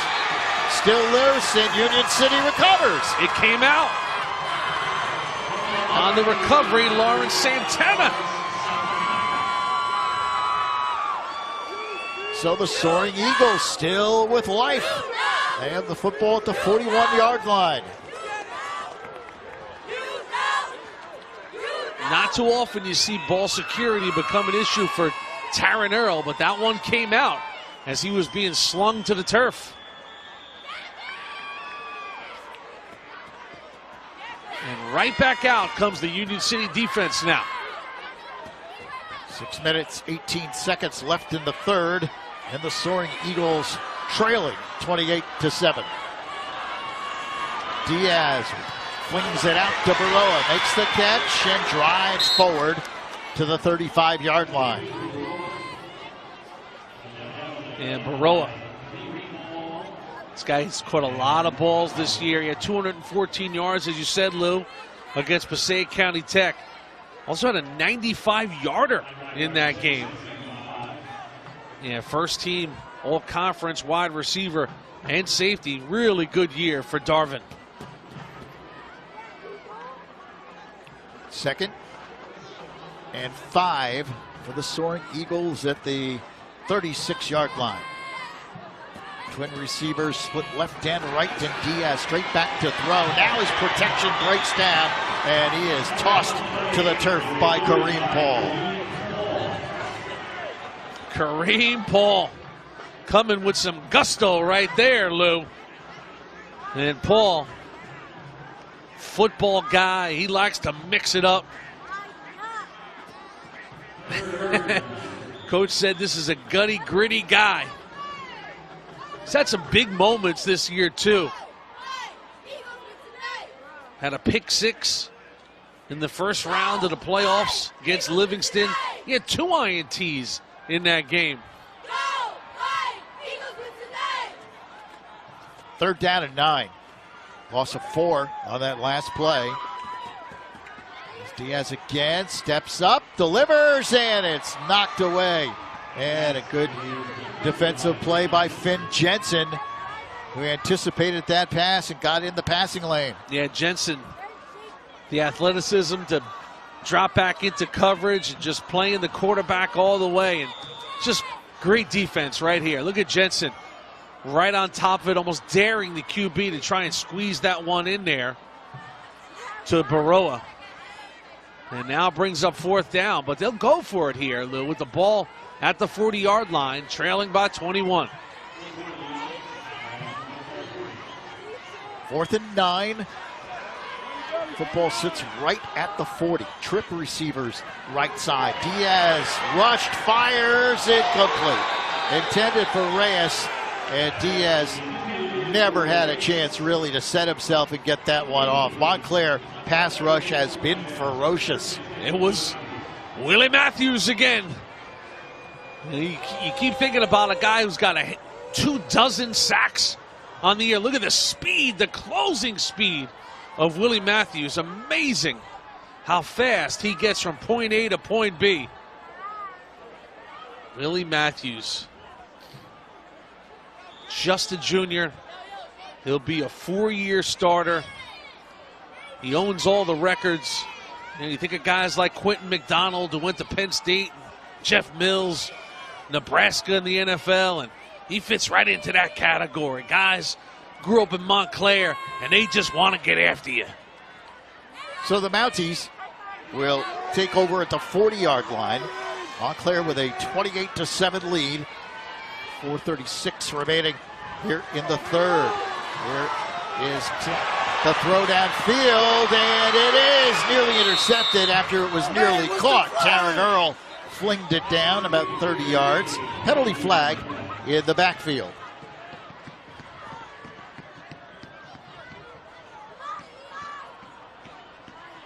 Well, Earl uses all his athleticism here to escape it.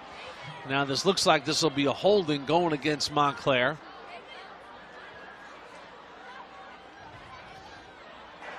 We have 2 fouls on the play on the defense. All right? We have legal motion. That's decline. We have holding. Offense. Yeah. The official said on the defense, but they were both on the offense. They've figured that out. We have 2 fouls on the play. Legal procedure on the offense. That is refused. We have holding on the offense. That is accepted. 10 yards from the spot of the foul. Still first down. So that moves the football back to the 25-yard line. Spot foul, so it goes back to the 25. So now it'll be first down and 25 from the 25. They got to get all the way out to the 50-yard line for a first down. When you got guys like Taryn Earl, and this has been part of his knack of doing things like this. He's got some downs to work with here too, Lou. Earl lets it fly, and it is incomplete. Knocked away at the last moment, intended for Charles Murphy. Earl laid it up there, but Baroa got back there to knock it away. Yeah, Baroa never leaves the field, and you can see why. You know, Baroa is a great receiver, and then playing defense, he plays this one like a receiver. You can see he knows just the timing of when to get his hands up as he just catches a glimpse of that ball and just rakes it down right through the intended receiver. Solid play right there to bring up second down. Baroa, talented secondary players, has 5 interceptions on the year. Here's Earl, fires a bullet. Oh, what a strike again by Taryn Earl, and Tyshawn Williams makes the grab. Well, this time, Baroa is going to play the ball instead of the man. And you take that chance. He's going to try and jump this route. He's a hair late, and the ball goes right through him. Watch number 8 come flying through the passing lane. Oh, just doesn't get there. And great concentration by Tyshawn. I mean, what a distraction with the defender running right through you. And Tyshawn Williams able to hang on to it, makes a huge play, and they will move the chains, Lou, on 2nd and 25. The Mounties take it right to the 50-yard line. They needed 25. They got 25 on that play.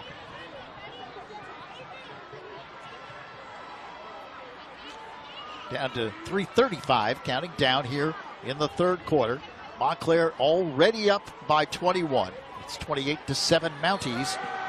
Here's Earl rolling out right side again on the run. Delivers another strike and a big hit on the sideline as well. Josh Crawford makes the catch and somehow hangs on after taking a lick on the sideline. Yeah. Mohamed Dayan, this is 4-on-4 here. 4 catches the ball and 4 brings the wood. But Crawford right here, 2-year starter, got great potential and takes a big lick right there. Whew. That's why more and more kids are playing soccer, Lou. It's a tough game, man, but Crawford hung on to it, jumped right back up. Let's go, first down. It's not for the faint of heart, no question. Here's a handoff up the middle and driving down to the 25-yard line.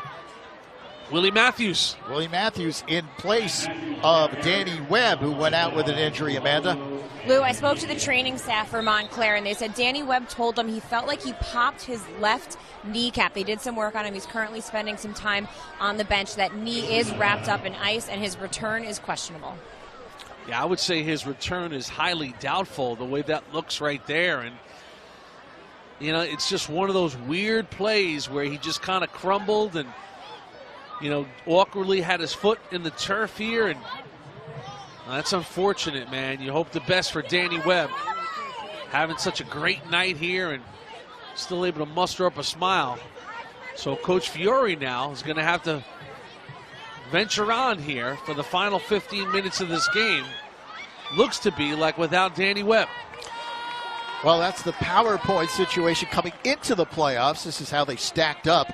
And Montclair, with those 195 PowerPoints, garnered the top seed. You see Union City got that third seed behind Passaic Tech.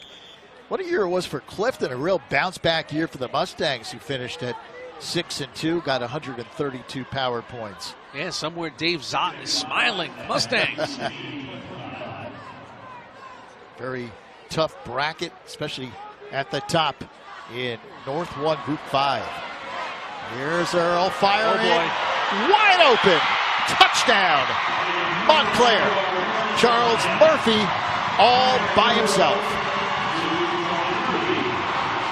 Nobody covered Murph, that's for sure. Charles Murphy with his 12th touchdown of the year. He's had a wonderful year catching the football.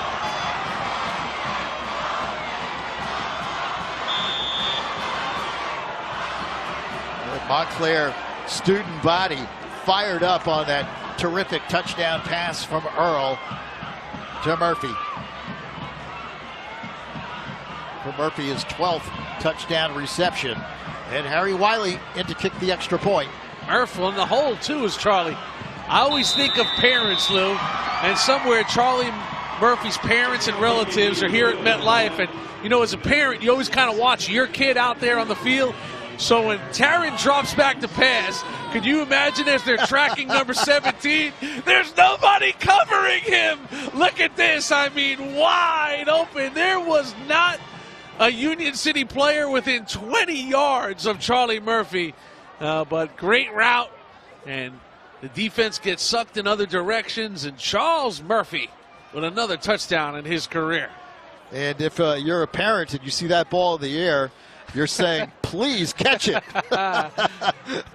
You're right, though. Sometimes those are the toughest ones to catch. That ball probably seemed like it was in the air for a long time to Charles Murphy. But, Lou, he's got 11 touchdowns. That's his 12th of the year. So Charles Murphy knows what he's doing out there on the gridiron. Just a junior, too. Good-looking player. They got a lot of high hopes for Charles Murphy in his future. Usually he's got that great wingspan and length, and you know, Coach Fiore told me Charles Murphy high points the football, goes and gets it. You know, he just had to look that one into his hands. Charles Murphy, touchdown here in the state final. 35-7. Montclair has moved out in front with just 2:37 left in the third quarter. And once again, it's Cologne. 10. At the 20 and brought down from behind at the 24-yard line. So Union City playing in their first final in school history, down by 28 points. Well, you know, Lou, it's amazing. You say, how do you get so wide open? But that's with this spread offense, when you have so many weapons like Montclair has. You know, so many guys who are capable of catching the football, and they spread you out as a defense, and they get you guessing on who you're going to double, who you're going to single cover, who's going to leak out. Reyes trying to get outside, and he spins and twists his way up to the 29-yard line. Tyshawn Williams over there on the stop. Pickup of about 6 or so. They'll bring up a 2nd and 4. Union City coming in at 8-3 on the season. Playing here at MetLife, not too far away from Union City. And if you've ever been to a Union City football game, they play on the roof of the high school. As this handoff comes wide and brought down is Reyes. Hey, Jim, it's a great atmosphere there in Union City. The football field is on the roof of the high school. It's a great facility, brand new school. Got the great gymnasium inside and the football field up on the roof. And it's a great view. You can actually see MetLife Stadium from one of the end zones up there. And at the other end zone is the Empire State Building. So it's a great atmosphere. A little part of the charm of Hudson County. on that tackle a moment ago, Lou. No surprise, Willie Matthews. Third down and 1. Soaring Eagles trying to keep this drive alive. Direct snap to Reyes, and he does have it up for the first down as he gets across the 35 up to the 37-yard line. Actually kept plowing ahead. Ball might have squirted loose, and it is recovered by Union City, so they move the chains.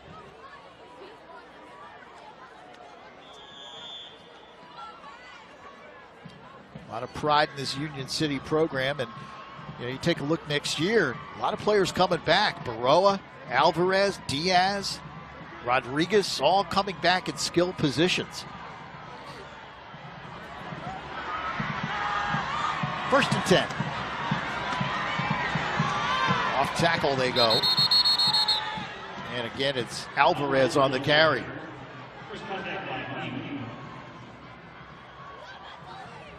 Gets banged up a little bit on that play. That's not a good sign for the Soaring Eagles.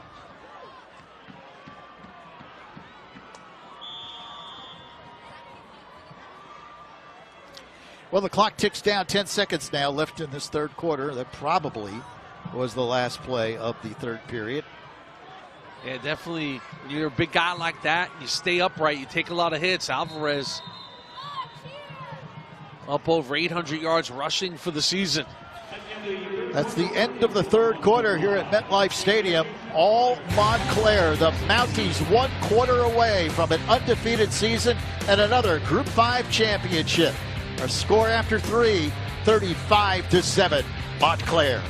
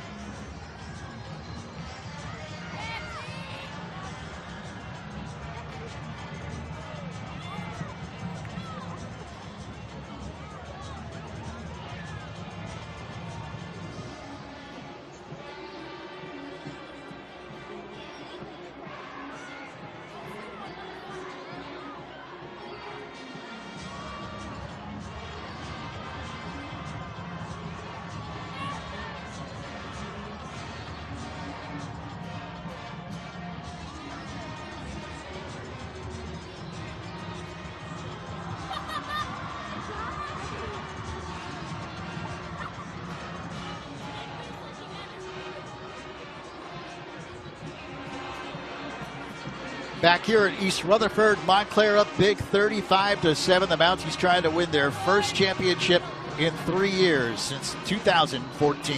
Yeah, once upon a time, Taryn Earl was the freshman quarterback. The varsity quarterback was the immortal Elijah Robinson.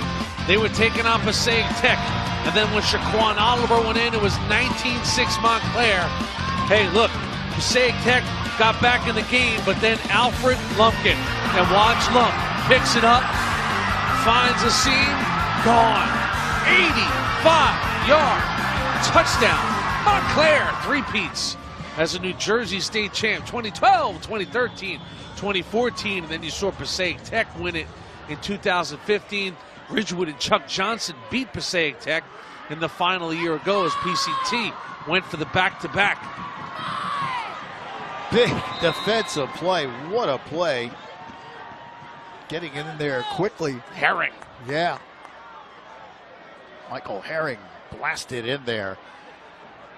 And an injury to Tavares, I believe, for Union City, Amanda. Yeah, Lou, Tavares is done for the game. Someone stepped on his left foot. He's currently on the bench right now. You see there, his shoe is off and his foot is wrapped up in ice. The training staff told me he's in a lot of pain right now, and he's done for the day. So that's tough. So both of our key players, Tavares and, of course, Danny Webb for Montclair, both out of the game due to injury here now in this fourth quarter. Diaz going long for Reyes. He's got him just inside the 25-yard line. Another nice throw by Diaz. And Reyes got behind the coverage. You just always see the athleticism of Diaz on display. He's so comfortable throwing it with his feet moving. Look at this, on the run. And then look at this ball. This is a good throw. 30, 35 yards downfield. And you expect Reyes to make these kind of plays. He's shown himself to be a dynamic presence all night. You can win games with players like Izzy Reyes. 1st and 10, Union City. Trying to close the gap. And the handoff comes to Reyes, breaks a tackle, takes a hit, and finally is brought down at the 21-yard line. You can hear the pads popping on that play. And a little inside trap, but the Montclair defense was up for it, and Reddy Herring will finish the play off. Got a Mountie down on the play. Well, it's amazing, Lou. We came in talking, of course, Danny Webb and Jose Tavares, two guys who have had spectacular careers for both Union City and Montclair, and they'll both be joined as teammates now after this game, and they'll have some great conversations about this night, about Webb's kickoff return and Tavares banging bodies all along the night. And then, of course, they'll say, and then we both got hurt in the game and didn't finish, but they'll be representing our country, playing for Army. And you can see Danny Webb. That's not a good image, Lou. That now he's on the crutches, not even bearing any weight on that knee. Well, after this game, coming up next, the big one. St. Peter's, Bergen Catholic, number 2 versus number 1 for the non-public Group 4 championship and the overall, really, New Jersey State Championship. Yeah, of course, St. Peter's won it in 2014. Bergen Catholic last title 2004, Lou. They have played 12 football seasons at the school on the corner of Forest and Oradell Ave in Oradell, New Jersey. Bergen Catholic has played 12 football seasons without a state title. Last time they won in 2004, Brian Cushing, spectacular that night in their victory over Don Bosco.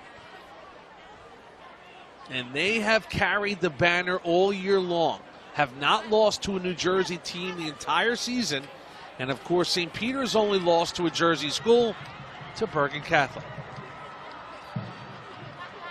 Of course, they played earlier this season, and Bergen Catholic won handily, but I think everyone's in agreement that St. Peter's is a much better football team now at this point in the season than when they first met the Crusaders. Yeah, I mean, it was 21-7 Bergen at the half, and then St. Peter's scored on their first drive, third quarter, make it 21-14.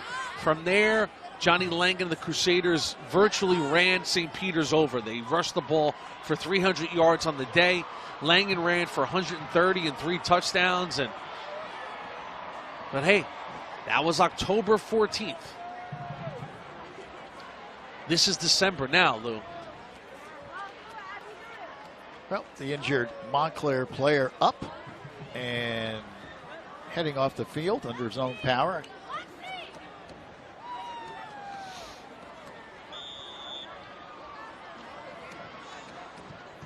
So second down upcoming here for Union City. Second down and 8 from the 20-yard line.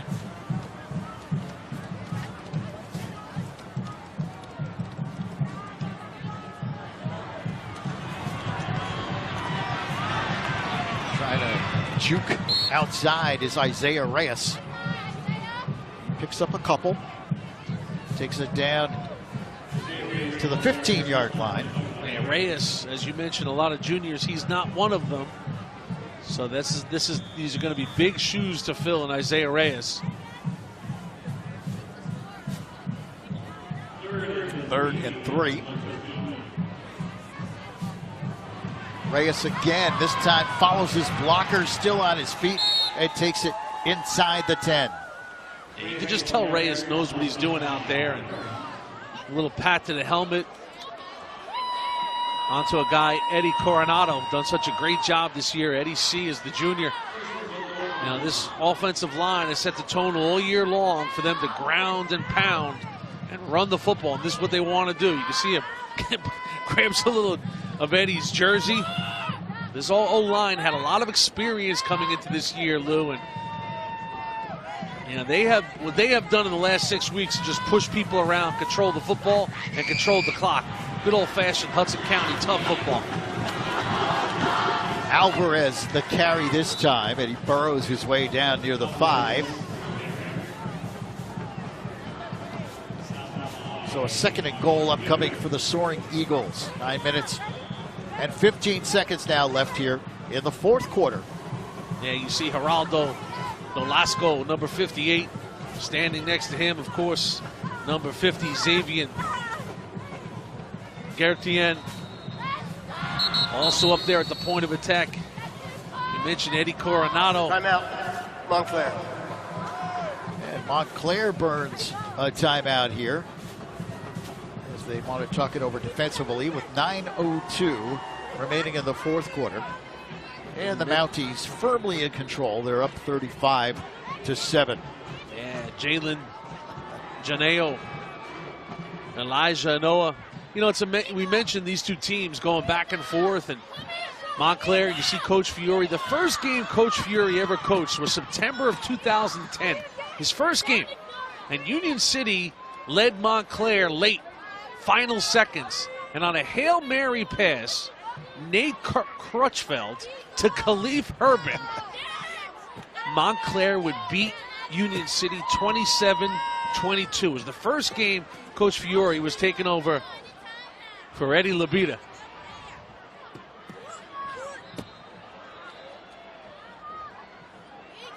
So 9:02 remaining.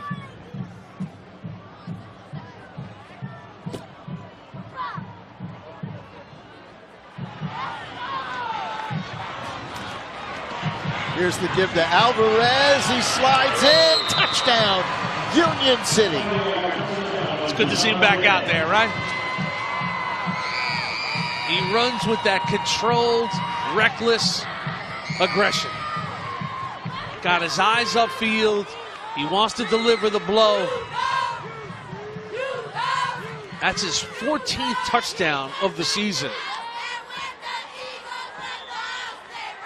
And Geraldo in to kick the extra point.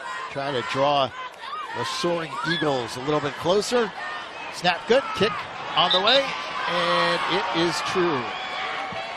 8 minutes, 55 seconds left in the 4th. It's now a 35-14 game.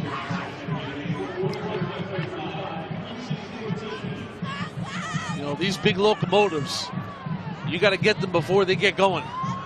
Because once he starts turning those legs right here, it's game over for the defense. When he makes this little lateral move, that's where you got to get him. Excellent blocking up front. He had some room to navigate. Look at the point of attack right there. 72, Janeo. 55, Eddie Coronado. That was a good old-fashioned Hudson County street fight at the point of attack. A little hat-on-hat right there. 12 plays, 76 yards, took 5:38. Alvarez, the 5-yard run. And, of course, the key play was the 40-yard catch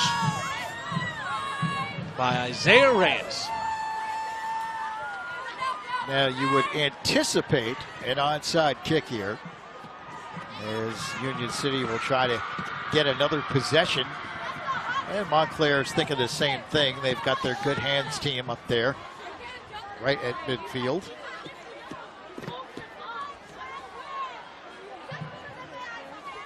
Well, it's part of the thrill of playing here at MetLife that you just look at that image right there on News 12 Varsity on that field with that big NFL logo right there at midfield. And you know, these guys, this is a night of memories for both of these teams playing in this great facility. Ball is loose inside the 45-yard line. It looks like Montclair got it, and they did. So the Mounties will take over. Let's check in with Amanda. Well, guys, Jeanne Alvarez was one of the water boys for this Union City team when he was growing up, and he's come through the program, and the coaching staff just loves that he's done everything the right way. They call him a football junkie, and they say he's the kind of player that he's watching film in the months of May and June. There really is no off-season and no summer for this guy. Got a big future, too. I mean, he's just a junior. You can tell. Got good quickness, good instincts, and you know, a lot of productivity this year, and that kind of body, that's a big back, Lou, at nearly 6 feet, 210 pounds.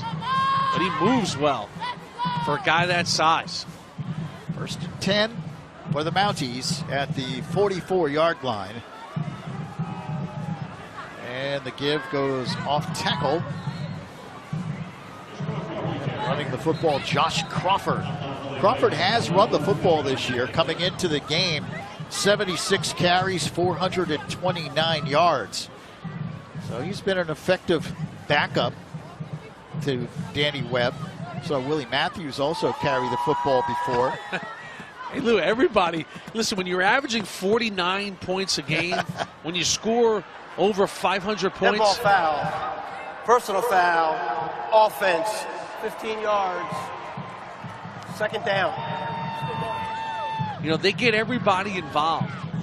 You know, it's amazing. You know, Taryn Earl, you know, we saw that touchdown pass, the last touchdown pass he threw to Charles Murphy. This year, he threw touchdowns to 9 different receivers. 9. He threw completions to 14 different receivers. You know, and that's really a credit to coach and the staff, too. That when they're winning these games big, they get other guys on the field. They're, you know, letting some of the younger guys, some of the guys who maybe not in the starting lineup or not on the 2 deep, get an opportunity. 14 different receivers. And the give again. Looks like Crawford. And it is. He takes it across the 35 to the 37-yard line. If you're Montclair here, you got to figure you just really want to eat up as much clock as possible and hoist that trophy. You're up by 21 here. Yeah, they'll keep it on the ground here, even though it's 3rd and a mile, 17 yards to go. They got to get to the 46-yard line to move the chains. They do send trips out to the right side, and they do go up top. And another beautiful floating pass by Taryn Earl. Again, he just drops it right into the arms of Charles Murphy. 33 yards on this one. And listen, Murphy's a big receiver, great target. You know, you love Earl because he says, you know, for this one, if it's Murphy, I'm going to throw the jump ball. I'm going to throw it up there high. But he gets out in front, so Murphy's all he's got to do is see it right into his hands. Leads him perfectly. Real catchable ball there as Murphy got behind the defense. And that's another one of those that hurts for Union City. You let a team get a 1st down when you got them backed up 3rd and 17. Earl has thrown the ball now for over 300 yards in the state final. And the handoff, spinning Crawford, he takes it, still drives forward inside the 25 down to the 22. Pretty nifty run there by Josh Crawford. And Crawford is just a junior. He'll be back next year. And you can see the kind of things he's able to do. Powerfully built young man, strong with the football in his hands. They have a lot of confidence in number 4. So 2nd down and 4. And John Fiore saying of Crawford, he's a Division I football player, and he thinks it's going to happen for him. You know, it's tough when you're playing behind Danny Webb. From the 23, the give, Crawford slides to about the 21 or 2. Short pickup on the play. Yeah, the high snap enabled Josine Diaz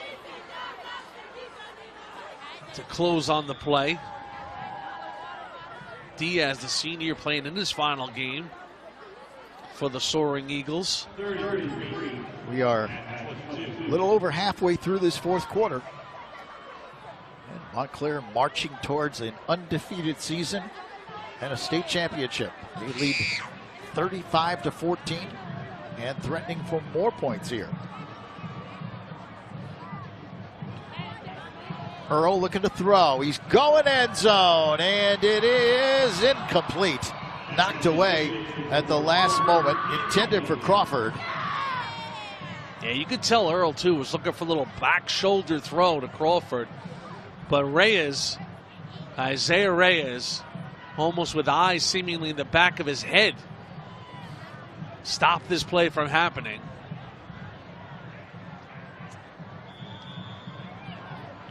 So it brings up a 4th down, 4th and 3.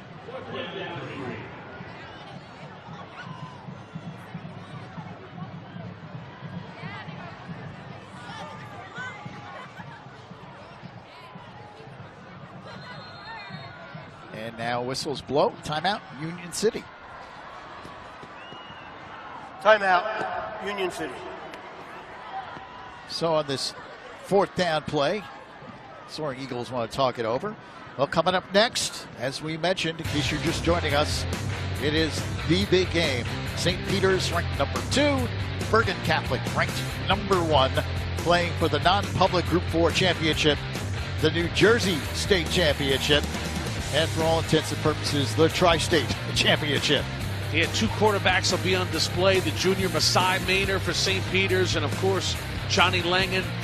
Langen playing in his final game for the Crusaders before he goes off to Boston College. But Masai Maynor has been so good late in the games, and what a weekend here as number 1 takes on number 2, number 3 takes on number 5. St. Joe's DePaul tomorrow at Kane. Erasmus Hall, they'll play at Yankee Stadium, Lou, on Tuesday night.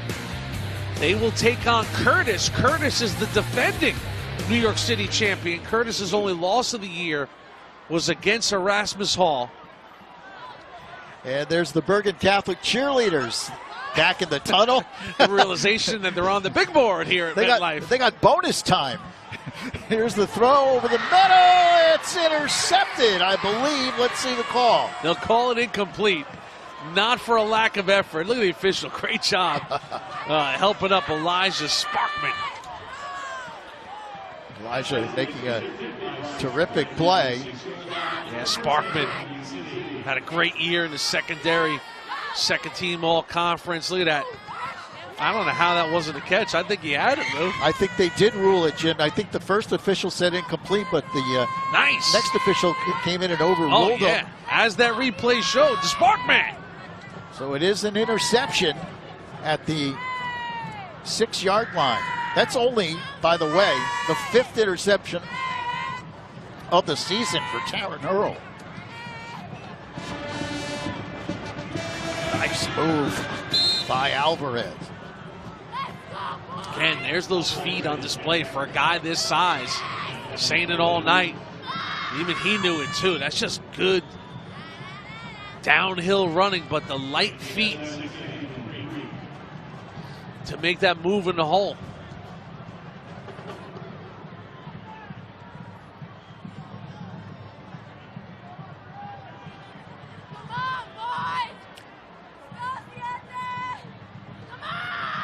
Diaz looking to throw, fires, Baroa makes the catch, and a penalty flag is down as the Montclair defender came in and kind of swiped at Baroa, got a piece of his helmet. Yeah, it could be a personal foul horse collar here. Montclair has had their fair share of 15-yard penalties here tonight.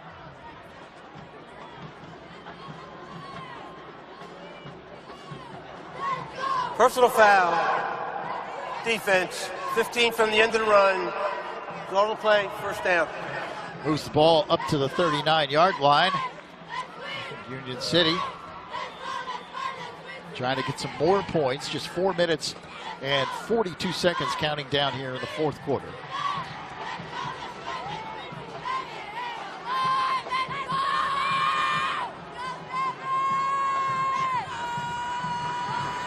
Alvarez, nowhere to go this time. Montclair getting excellent penetration at the line of scrimmage. Ari Witter, junior linebacker, in on the play. Yeah, Sheldon Bryan also in there. Senior Bryan coming alongside Finn Jensen, 52 and 51.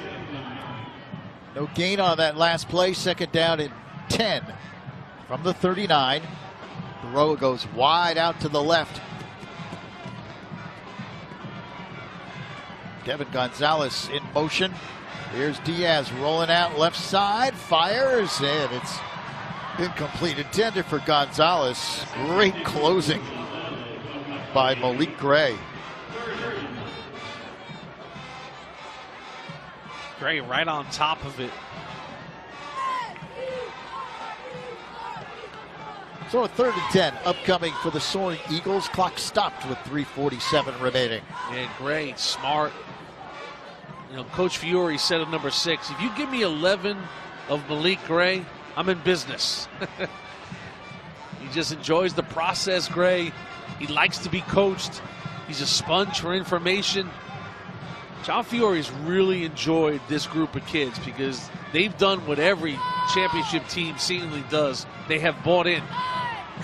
Diaz looks like he was trying to set up a screen maybe, but now he rolls out. He fires, and it's incomplete. Knocked away. Almost a pick 6 the other way for DJ Williams.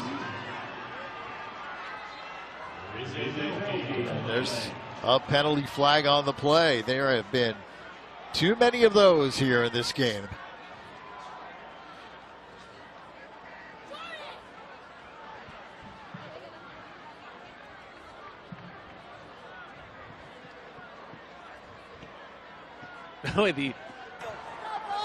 Ineligible receiver downfield on the offense.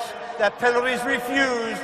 4th down. You know, when you run the screen, Union City, you're going to let the defense come.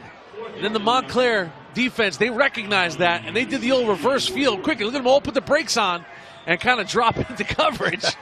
And that blew the whole play up. But it's just playing football with your eyes and your instincts. That's another piece of the puzzle for Montclair, why they've been so good this year. Good football players. Union City will punt it away. Short kick. And it takes a good Union City bounce. Inside the 30, and it rolls to about the 25. So the Mounties will put it in play there. 3 minutes and 25 seconds remaining. And they lead it 35-14. Wilbur Valdez will be disappointed, Lou, the way things went tonight, the kickoff to open the game. A couple missed opportunities for his offense at the end of the half. But, you know, it's a proud showing for these Eagles. No doubt about it, for these Soaring Eagles. And getting to this state championship. And you mentioned a lot of the underclassmen, they'll have a chance to get back here. But it's another step for Coach Valdez in his coaching career.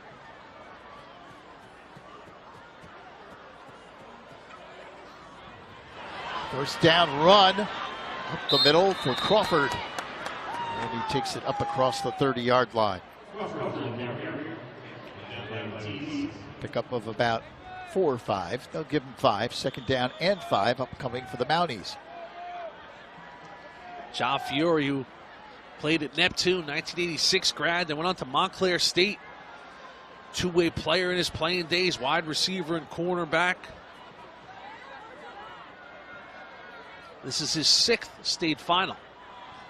He's 3-2 coming in, so he'll go to 4-2 with a victory today in 6 trips to the final. Not bad.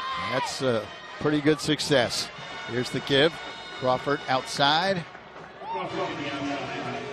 Tries to stay in bounds, and he does. Keeps the clock winding down. Well, it's amazing what Coach Fiore said about this bunch is it's been his easiest year. Sometimes a championship team is a handful.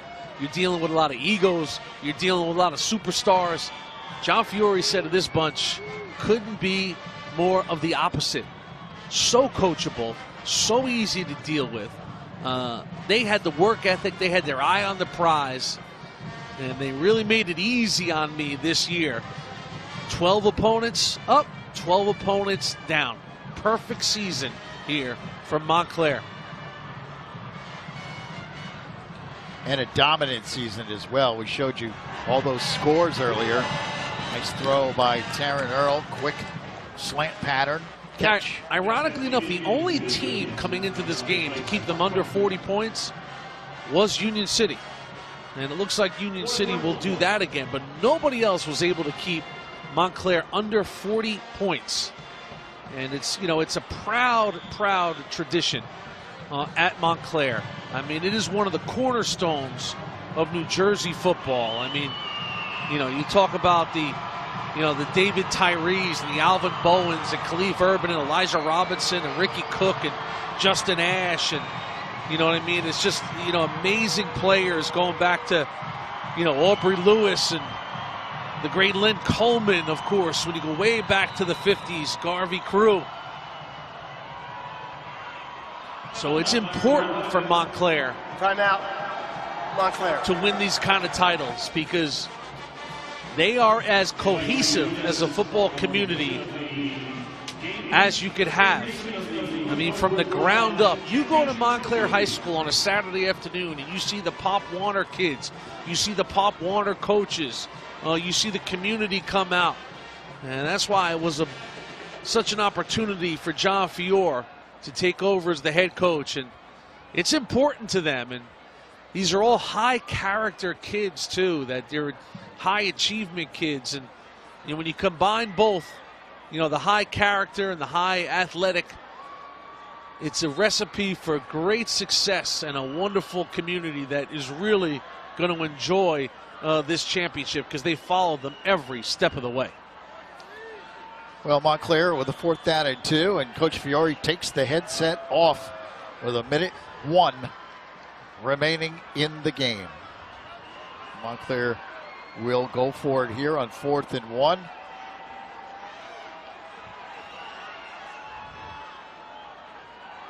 They hand it off. Crawford's got the first down as he takes it up to the 40-yard line. And you got to think now that Mounties probably will just take some knees after they reset the clock. Yeah, they brought a good contingent of people here tonight too to MetLife. And the celebration begins on the Montclair side. You can hear them, I'm sure, here at MetLife Stadium. Well, it's so important for these seniors, Lou, because, you know, only Danny Webb played as a freshman, and these seniors out there, including, you know, Taryn Earl, it's, you know, as sophomores and juniors, they didn't get to the finish line. And sometimes when you grow up in a place like Montclair, you feel a little bit of a football responsibility to deliver the title. Fiore gets the bath. They begin to celebrate. There won't be another play run. And the Mounties finish a tremendous season. They are North 1 Group 5 champions for the first time since 2014. The 9th title in school history. They finish an undefeated campaign at 12-0, and it was just a dominant season from start to finish. Yeah, I mean, listen, it started with Danny Webb going 95 yards on the opening kickoff, and they were in control, Lou. They were really never threatened in this game, and hey, it's a 50-degree night, so Coach Fiore, he'll take the bucket bath. They win it 35-14. They finish 12-0 on the season. Union City will finish at 8-4, but as we said, a tremendous campaign for the Soaring Eagles. Hey, Taryn Earl, I mean, what a career, what a ride. I'm thinking if your father's the principal, you suggest to Dad, no school Monday, Dad. Come on, baby. We're state champs. What do you say, Mr. James Earl? Well, big celebration in Montclair, no question, tonight.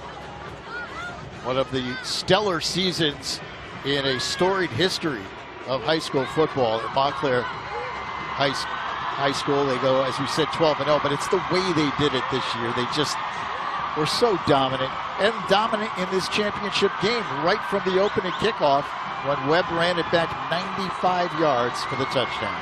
And now they'll go over to their fan section and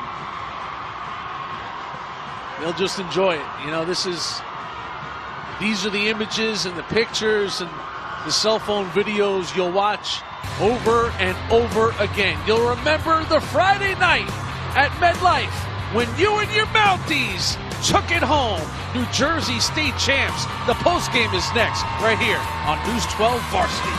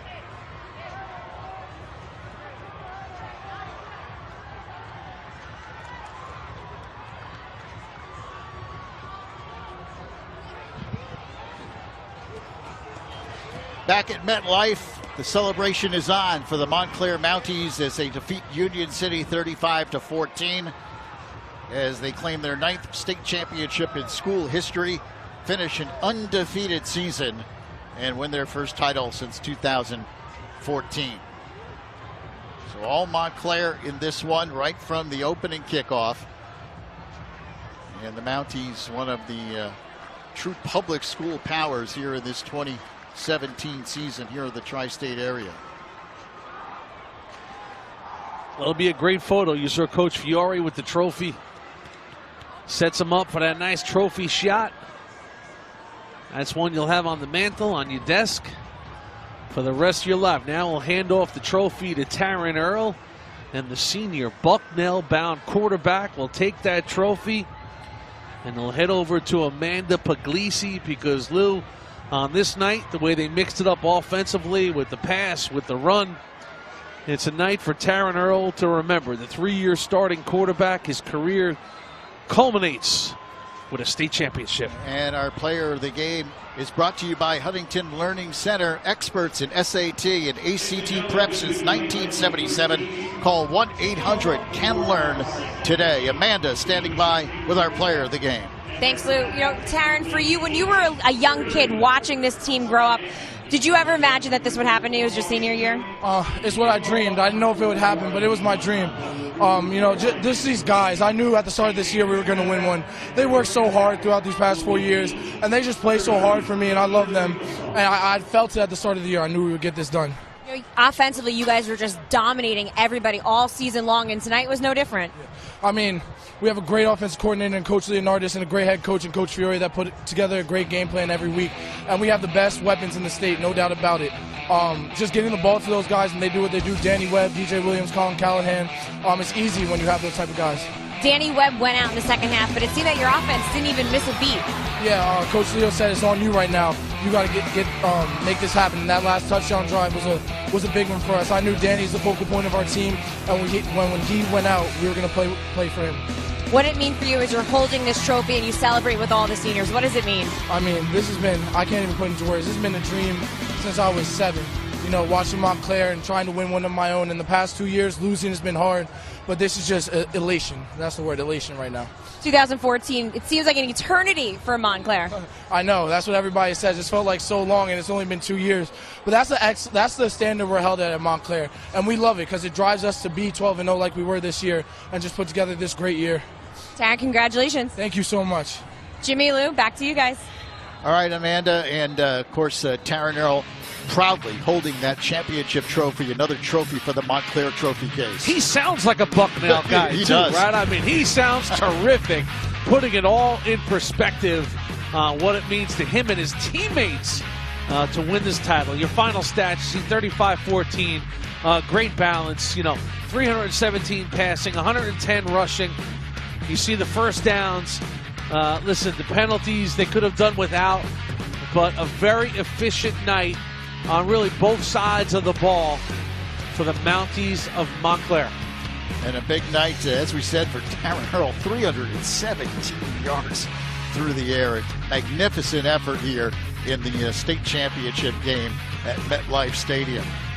So Montclair finishes an undefeated season at 12-0. And winning their 9th overall state title, their first in 3 years. Union City finishes at 8-4 on the season. So final score once again, Montclair 35, Union City 14. And remember, coming up next year at MetLife Stadium, a tremendous matchup, number 2 versus number 1, St. Peter's Prep. Let's go, Louie. Let's Bergen go, Catholic. baby. It's it. It's all on the line for the heavyweight championship of New Jersey. So the Marauders and Crusaders both coming in at 9-2, and that kickoff is not far away. Hope you can stay with us on this championship Friday night here at MetLife Stadium.